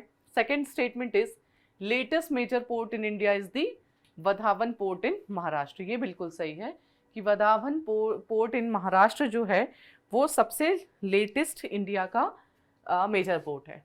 तो B is the correct answer. Next question पे चलते हैं। When we move from earth surface to exosphere, means अगर हम ट्रोपोस्फियर से एक्सोस्फियर की तरफ जा रहे हैं, so what we observe, temperature decreases with the increase in height. Not always. Temperature troposphere में डिक्रीज होता है, लेकिन स्ट्रेटोस्फियर में due to the presence of ultraviolet rays यहाँ पे इंक्रीज हो जाता है temperature. Initially decrease then increase. तो दिस स्टेटमेंट स्टैंड्स रॉन्ग। 94 का पहला स्टेटमेंट रॉन्ग है। Second is stratopause separate stratosphere from thermosphere. This is also wrong. Stratopause separate stratosphere from mesosphere. Troposphere और स्ट्रेटोस्फियर के बीच में ट्रोपोपॉज होगा, स्ट्रेटोस्फियर और मेसोस्फियर के बीच में स्ट्रेटोपॉज होगा, एंड मेसोस्फियर और थर्मोस्फियर के बीच में मेसोपॉज होगा। Lowest temperature is found in mesosphere, ये सही है। So here the correct answer is B, 3 only. Next question पे आते हैं।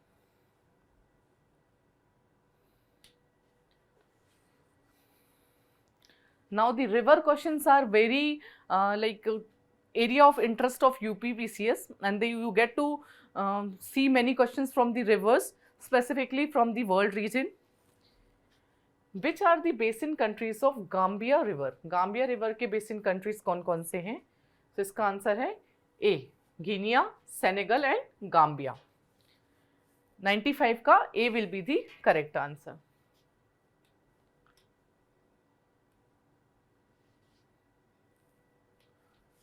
अब हम क्वेश्चन नंबर 96 देखेंगे।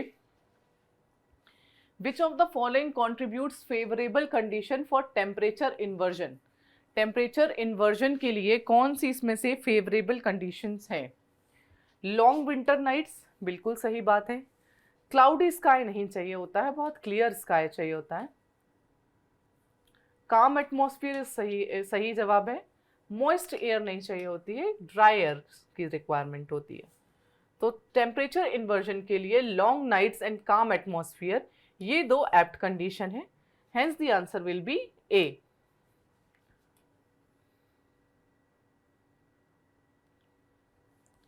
क्वेश्चन नंबर 97 में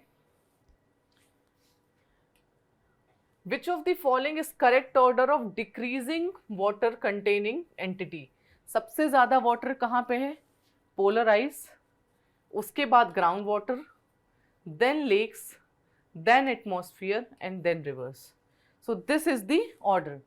Here the correct answer will be A. A इस क्वेश्चन का करेक्ट आंसर होगा। नेक्स्ट क्वेश्चन की तरफ चलते हैं।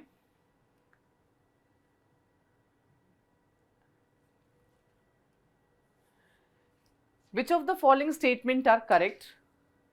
Gross national product GNP can be achieved by deducting net factor income from abroad from GDP. ये गलत है, डिडक्ट नहीं करते, हम ऐड करते हैं। GNP is equal to GDP plus net factor income in abroad. ये गलत हो जाएगा। Real domestic product means GDP at current price, बिल्कुल सही बात है। नॉमिनल जीडीपी को हम कांस्टेंट प्राइस में देखते हैं एंड रियल जीडीपी को हम करंट प्राइस में देखते हैं। तो इस क्वेश्चन का करेक्ट आंसर हो जाएगा बी। नेक्स्ट टॉपिक की तरफ चलते हैं। नेक्स्ट क्वेश्चन है हमारा, विच of the following statement regarding UP global investor summit is correct? UP received rupees 33.5 lakh crore of investment under this summit. So the last summit of UP's Global Investor Summit, it has achieved 33.5 lakh crores of investment, which is absolutely correct. 33.5 lakh crore worth of MOUs and investment UP government को global investor summit of UP में देखने मिली. It was inaugurated by CM of UP in Lucknow? No, it was inaugurated by Prime Minister of India was called to inaugurate this. हमारे यशस्वी प्रधानमंत्री श्री नरेंद्र मोदी जी ने UP की investor summit का उद्घाटन किया था. तो इधर पे जो करेक्ट आंसर होगा will be A, one only. Next question की तरफ आते हैं. Consider the following statement regarding Uttar Pradesh budget of 2024-25. Now UP के बजट से आपको क्वेश्चंस बहुत फैक्चुअल लेवल पे पीसीएस में भी देखने मिलेंगे, इसलिए यहाँ पे ज़रूरी है कि आप फैक्ट्स को मगअप करें. The total expenditure is estimated as 7,96,437.71 crore. No, it is 7,36,437 crores. ये गलत है. There has been increase in the amount of payable to eligible beneficiaries under destitute women pension scheme from 500 per month to 1000. 500 से बढ़ा के 1000 कर दी गई है destitute women को जो पेंशन मिलती थी. ये बिल्कुल सही है. सो क्वेश्चन नंबर 100 का आंसर हो जाएगा बी. नेक्स्ट क्वेश्चन पे चलते हैं.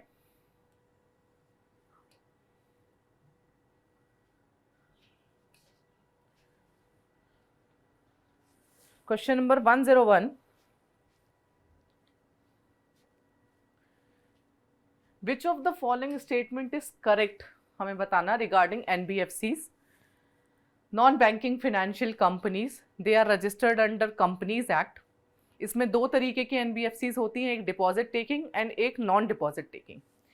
एनबीएफसीज के कुछ फीचर्स दिए हैं और आपको बताना है कौन सा सही है. They can accept demand deposit, नहीं. And NBFC can take time deposit. They are part of payment and settlement system. No. NBFC can issue checks. नहीं, NBFC checks issue नहीं कर सकते. DICGC, Deposit Insurance Facility of Deposit Insurance and Credit Guarantee Corporation is not available to the depositors of NBFC. ये correct है कि insurance facility available नहीं होती है. 101 का आंसर हो जाएगा डी. नेक्स्ट क्वेश्चन पे आते हैं. Laffer's curve show the relationship between.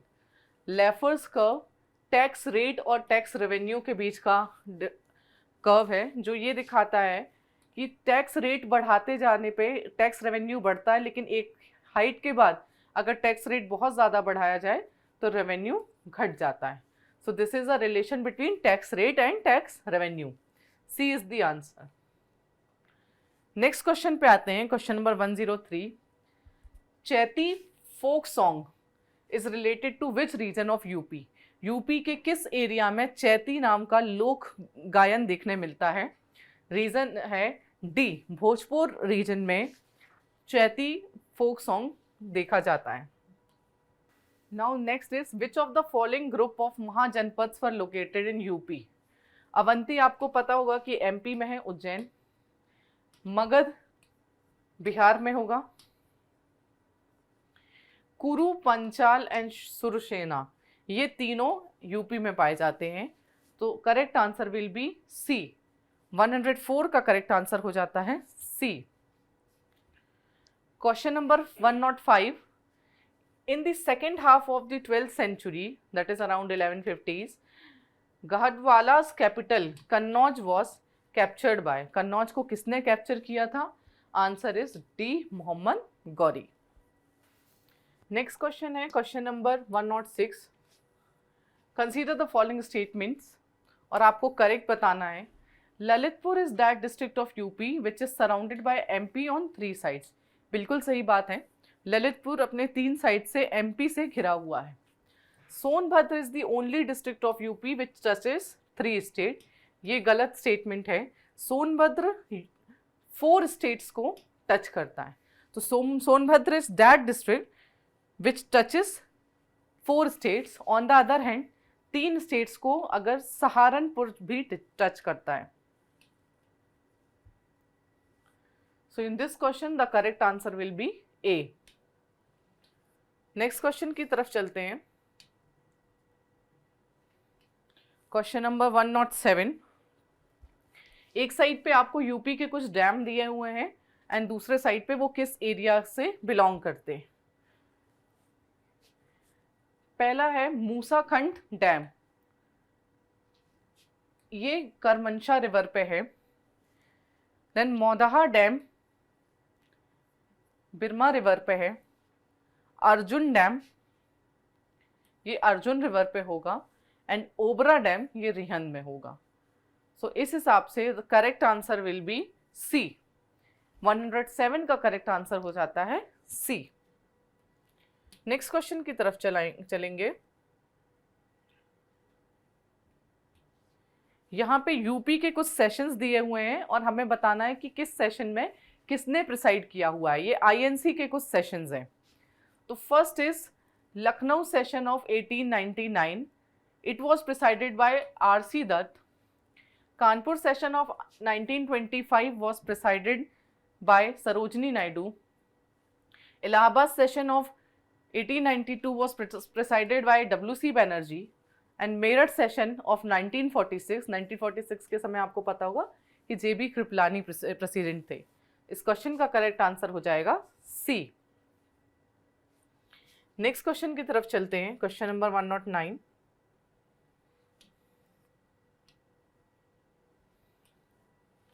Question number 109 है, एरिया वाइज हमें डिस्ट्रिक्ट्स को अरेंज करना है। Which of the following is the correct order of decreasing area of districts. तो इसमें सबसे बड़ा है Lakhimpur, then Sonbhadra, then Hardoi, then Sitapur. A is the correct answer. Question number 110, एक साइड में आपको पार्क्स दिए हुए हैं, दूसरे साइड पे लोकेशन एंड आपको बताना है कौन सा सही है। तो biotech park is in Lucknow, wave city is in Ghaziabad, toy city is in greater Noida and perfume park is in Kannauj.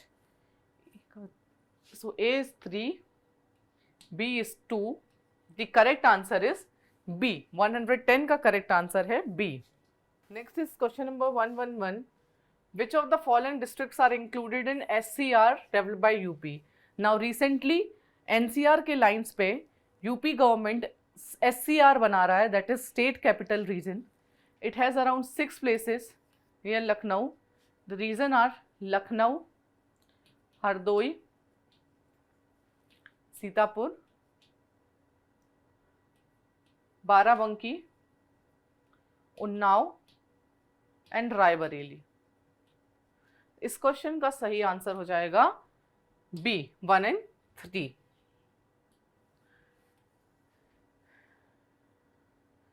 Next question है, in which district of UP Katarniaghat wildlife sanctuary is located. UP की किस district में Katarniaghat wildlife sanctuary है? Answer is Bahraich. Question number 113 is World's first conservation and breeding center for Asian king vultures was established in which district of UP?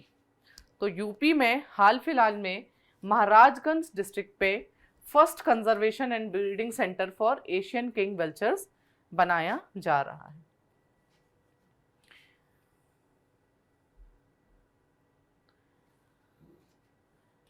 Next question is, what is the significance of black stone that is Shaligram Shila used in the Ram मंदिर foundation? Ram मंदिर के foundation में शालिग्राम शिला है, उसका use क्या है?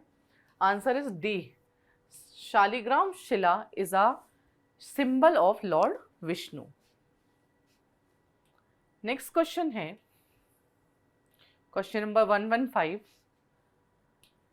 Statement 1 and statement 2 हमें देखना है इनके बीच में क्या करेक्ट एक्सप्लेनेशन रिलेशन है कि नहीं।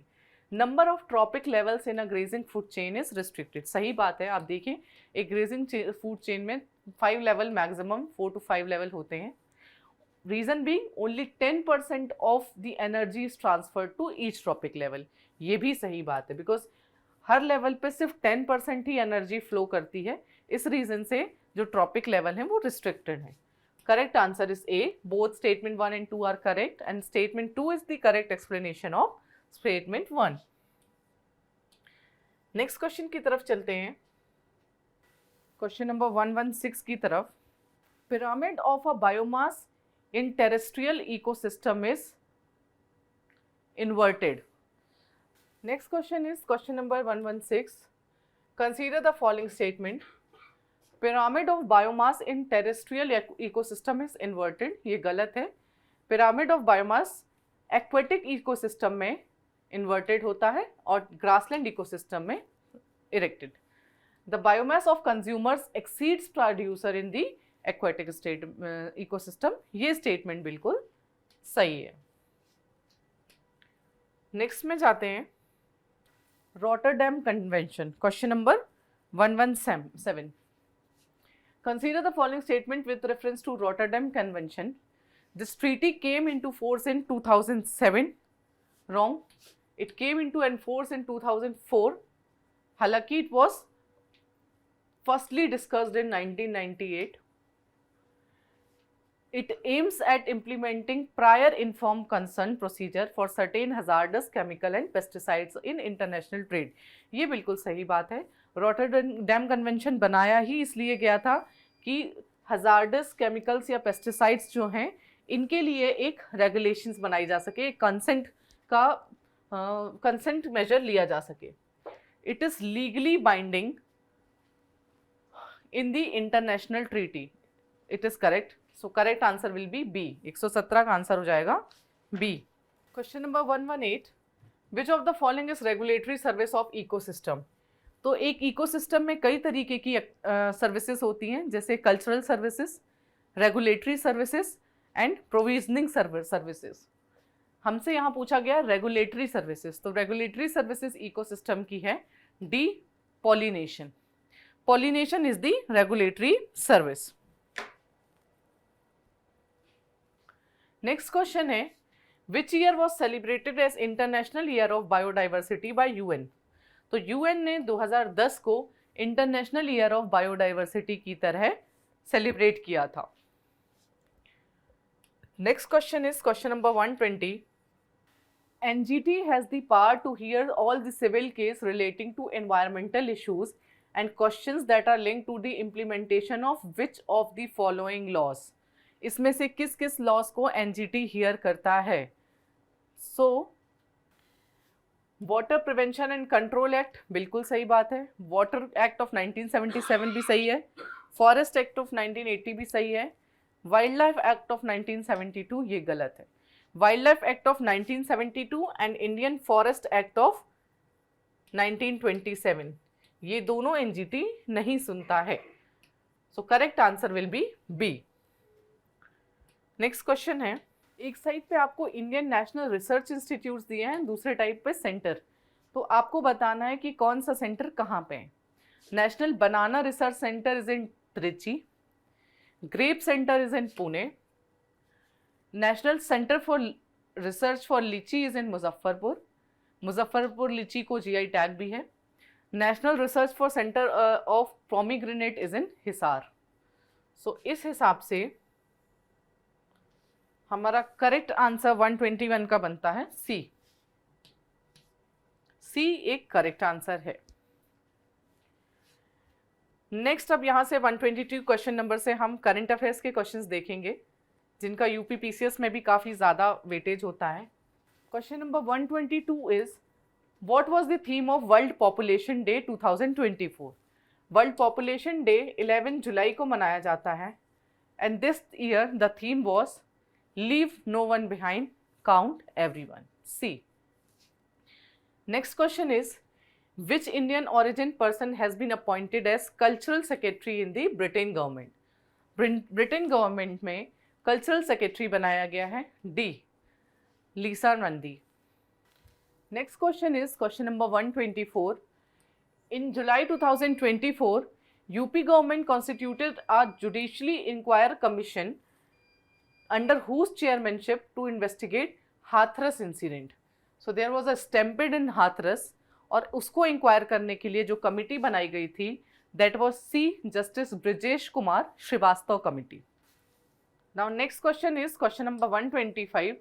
Consider the following statement with reference to World Digital Competitiveness Index. It has been released by WEF. No, IMD release करता है Digital Competitiveness Ranking. India stood at 48th position. गलत है. In 2023, India stood at 49th position. So इस question का correct answer हो जाएगा D, neither 1 nor 2. Next question पे आते हैं. Question number 126. Consider the following in context of Asian Billiards Championship 2024. It was organized in Riyadh in Saudi. Correct. Pankaj Advani from India has won this tournament. No. Dhruv Sitwala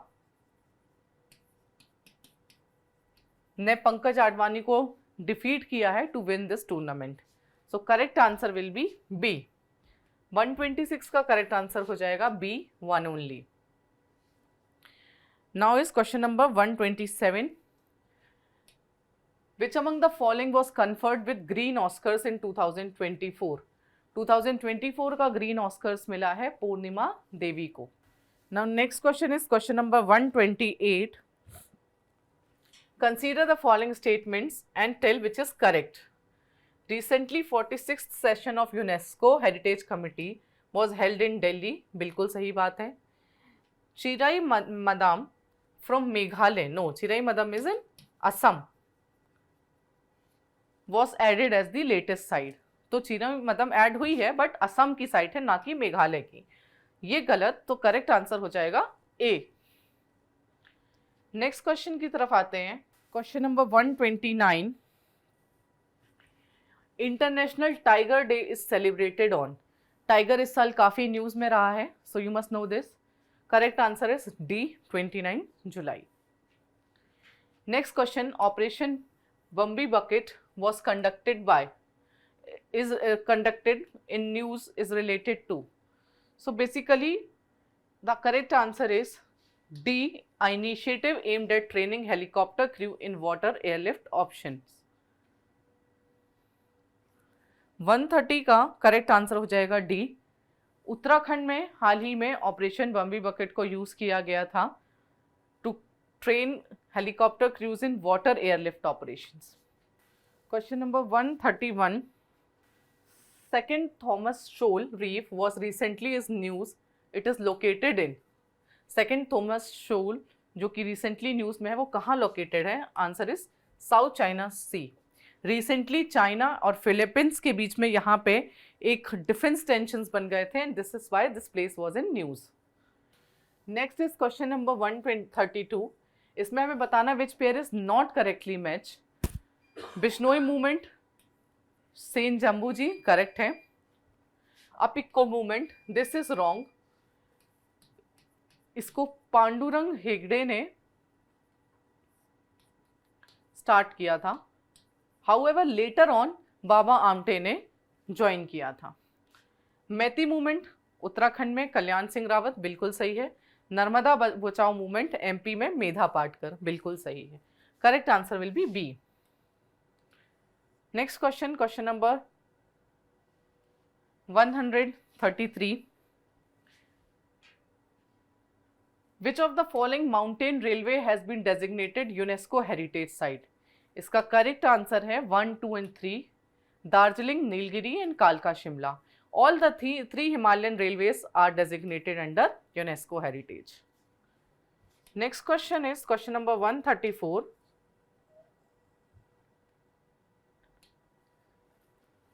Question number 134 is, recently Indian Army and Puneet Balan group collaborated to open India's first constitutional park in Pune. India का पहला constitutional park Pune में बन रहा है. Now next question is, Which government has recently suspended manufacturing license of 14 Patanjali products due to misleading advertisement? Misleading advertisement के लिए Uttarakhand government ने 14 Patanjali products की मैन्युफैक्चरिंग को के लाइसेंस को कैंसिल किया था. Answer will be A. Question number 136 की तरफ जाएंगे. With reference to National Green Hydrogen Mission, consider the following statement. India aim to build capability of at least 5 million metric ton, not 10 million metric ton of green hydrogen by 2030. The mission will support replacement of fossil fuel and fossil based feedstock with renewable feedstocks based on green hydrogen. बिल्कुल सही बात है. Green hydrogen mission का ये one of the aim है कि fossil fuel को replace करके ग्रीन हाइड्रोजन को लेके आना है. Some hydrogen is produced by electrolysis of water using grid electricity for specific. तो सम हाइड्रोजन को बिल्कुल यूज करके आप इलेक्ट्रिसिटी के लिए कर सकते हैं. तो इधर आपको बताना था how many statements are correct. तो 2 statements are correct, hence B will be the right answer. Next question की तरफ चलते हैं. Question number 137.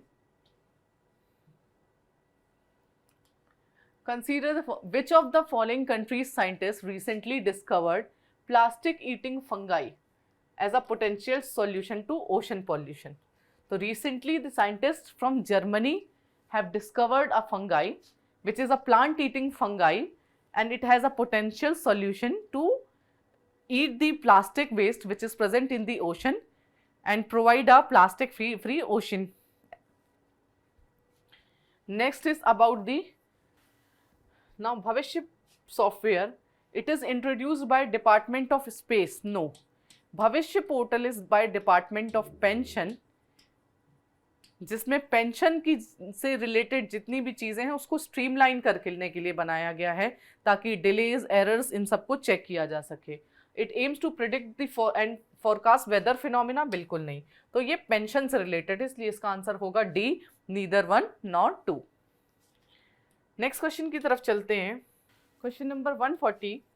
Consider the following statements.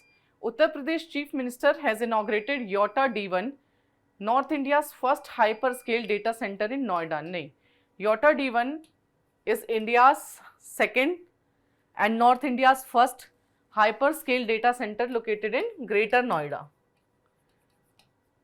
It offers access to variety of internet service providers, cloud service and thus promote digital economy. बिल्कुल सही बात है.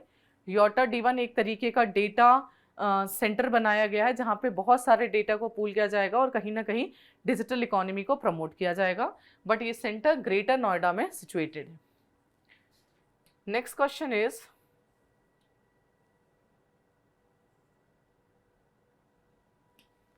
Question number 141, which is in which Olympic game was the mixed team event for shooting first introduced. तो shooting के लिए mixed पहली बार Tokyo 2020 में launch किया गया था. और आपको इसलिए भी पता होना चाहिए कि दिस ईयर के ओलंपिक्स में शूटिंग में हमें मिक्स्ड में ब्रॉन्ज मेडल भी मिला है. Question number 142 is who is author of the book Indian banking in retrospect 75 years of independence. तो इस बुक के ऑथर हैं Ashutosh Raravikar. D is the answer. Now question number 143. Consider the following statement with respect to exercise Maitreyi. Exercise Maitreyi के बारे में हमें statements देखना है. This was a joint military exercise between India and Thailand. बिल्कुल सही बात है. इट वॉज कमेंस्ड इन पिथौरागढ़. नहीं, ये एक टाक करके प्रोविंस है थाईलैंड में ही जहाँ पे एक्सरसाइज मैत्रेयी हुई थी. तो second is wrong. Joint counter insurgency operations in the jungle was the goal. बिल्कुल सही बात है. जॉइंट काउंटर इंसर्जेंसी ऑपरेशंस किए गए थे इसके अंदर पे. B will be the correct answer. Now question number 144. Consider the following statements. The growth India telescope is located at Andaman near under Greater Nicobar Island Development Project. नहीं, Growth India Telescope is in Ladakh. The Growth India Telescope operates exclusively in radio wavelength. नहीं, it is a multi-wavelength telescope जो कि radio, UV कई सारे wavelength पे काम करता है। तो correct answer will be D, neither 1 nor 2।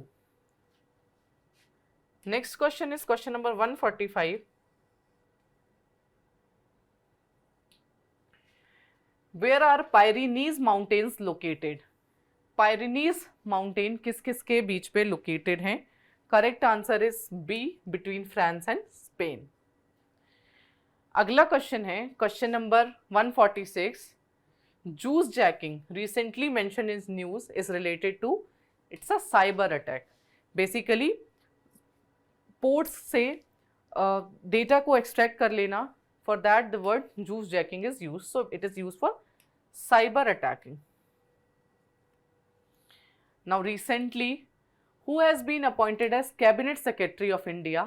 Correct answer is TV Somanathan. Mr. TV Somanathan को cabinet secretary of India बनाया गया है।